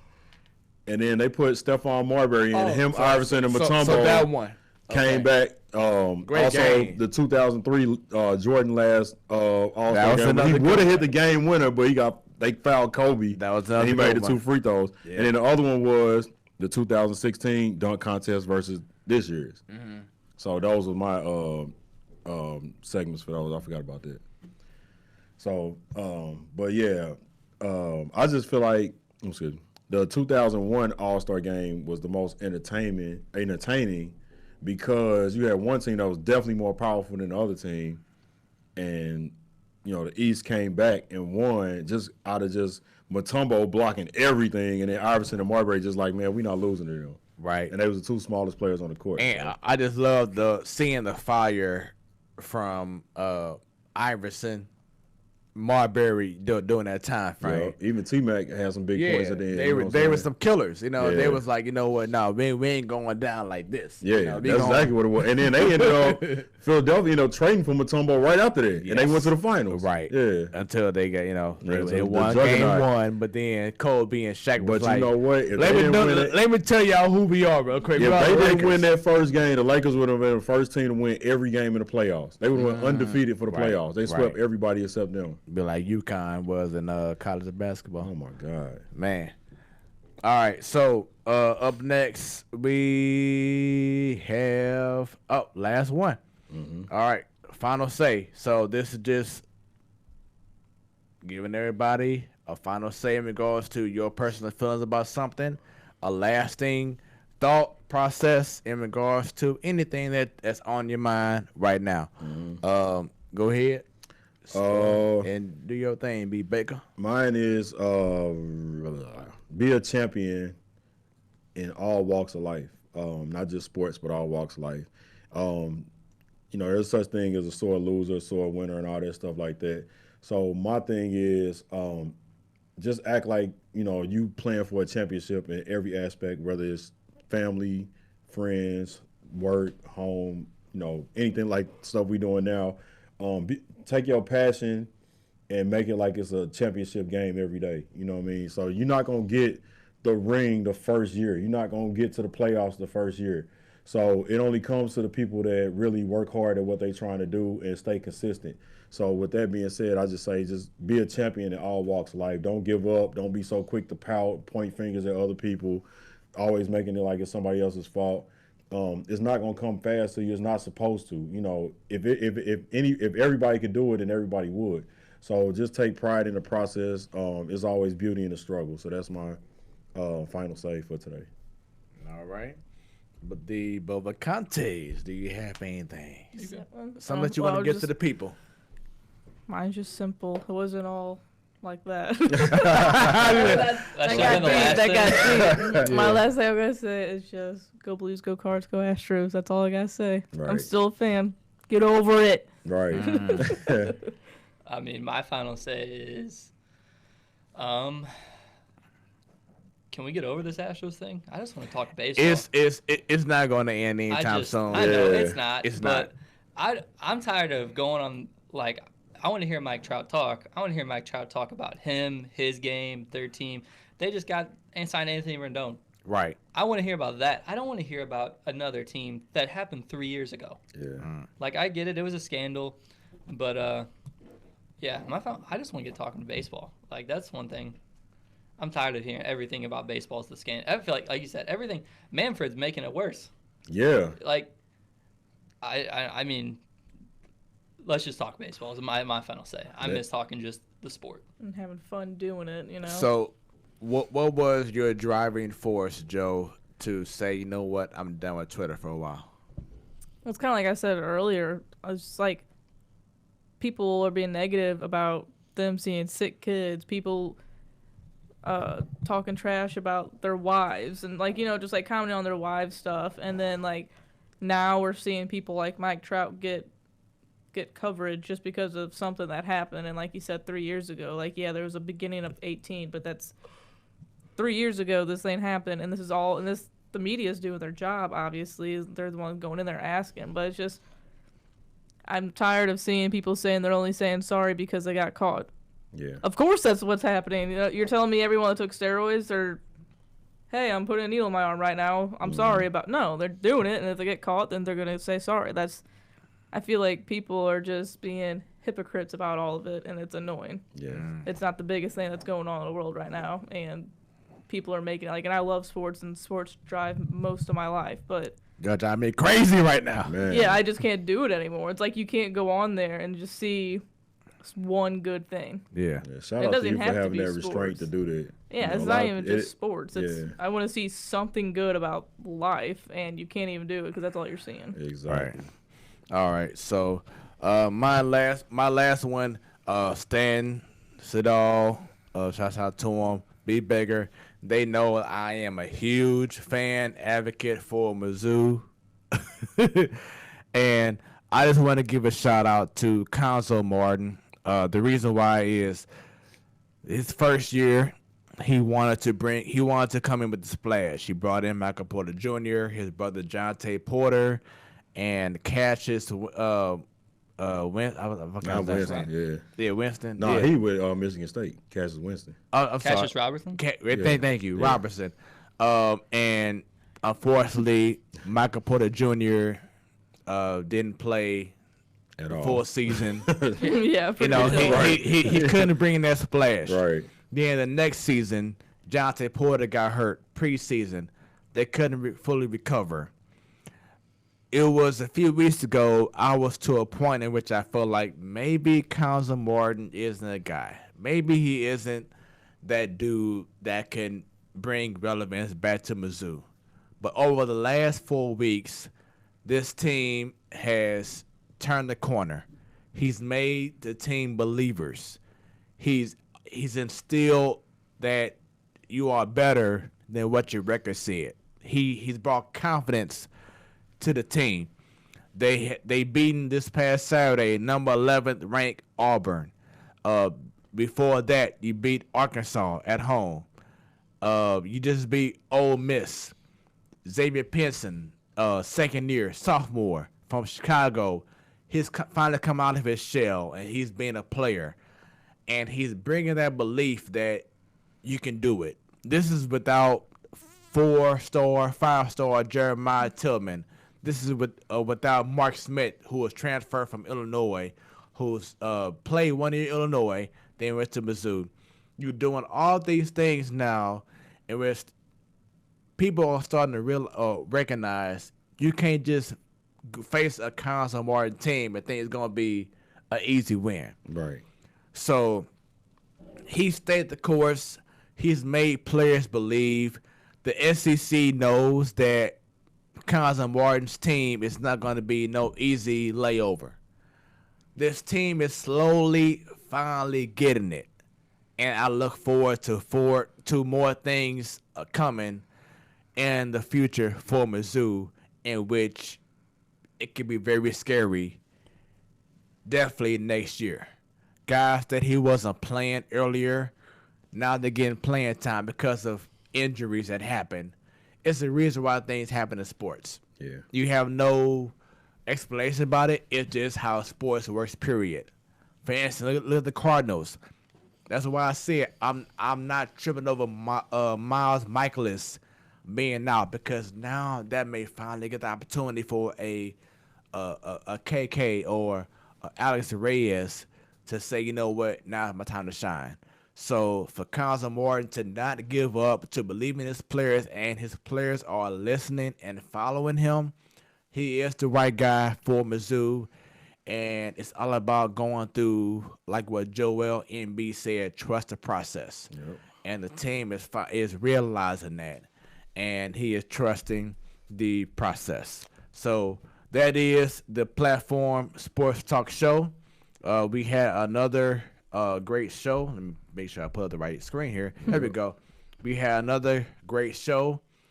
Stan is already gone. He's probably getting ready for. He probably sleep. He probably sleep now. Should be. Getting ready to head to Jamaica. Yeah, Montego Bay, Jamaica, man. Have fun, brother. Enjoy yourself. He was here when Joe was here. So great show. Calendars for that. Thank you. Right. You ain't lying. Thank you, Joe and Brendan, for coming through. It's an honor having y'all be a part of the show. Be part of something special that we got going on. Our 3-year anniversary is going down April the 1st. More details April to come. Fool's Day, that's gonna be so crazy. Next week we'll provide more details in regards to our first part of part 4 of our commercial shoot, so we can hopefully have some people come on out to where we'll be at and show love and just support St. Louis as a whole. But great show. We're about to be out of here. Yes, sir. The Platform Sports Talk Show. Make sure y'all share this with your sports friends. Once again, we appreciate y'all checking us out. It's been 3 hours, but we had a great time doing what we do. All day. Sometimes they happen like that. You plan for 2, but the conversation leads to more. That's what it'll be about. Yeah. That's true. We go with the flow. There we go. So great show once again, and it's been fun. I am your boy Smooth, along with B Baker, go Jayhawks, number 3 in the nation. While they out there throwing chairs, stuff at people. Don't matter. We rally. We passionate. We are a passionate group. On behalf of Stan, and then along with our guest Joe and Brendan. Boba County. Once again, I am your boy Smooth. This is the Platform Sports Talk Show, your Wednesday night sports delight. When it's about sports, it becomes our business. And business just picked up. Stay smooth, my friends, and we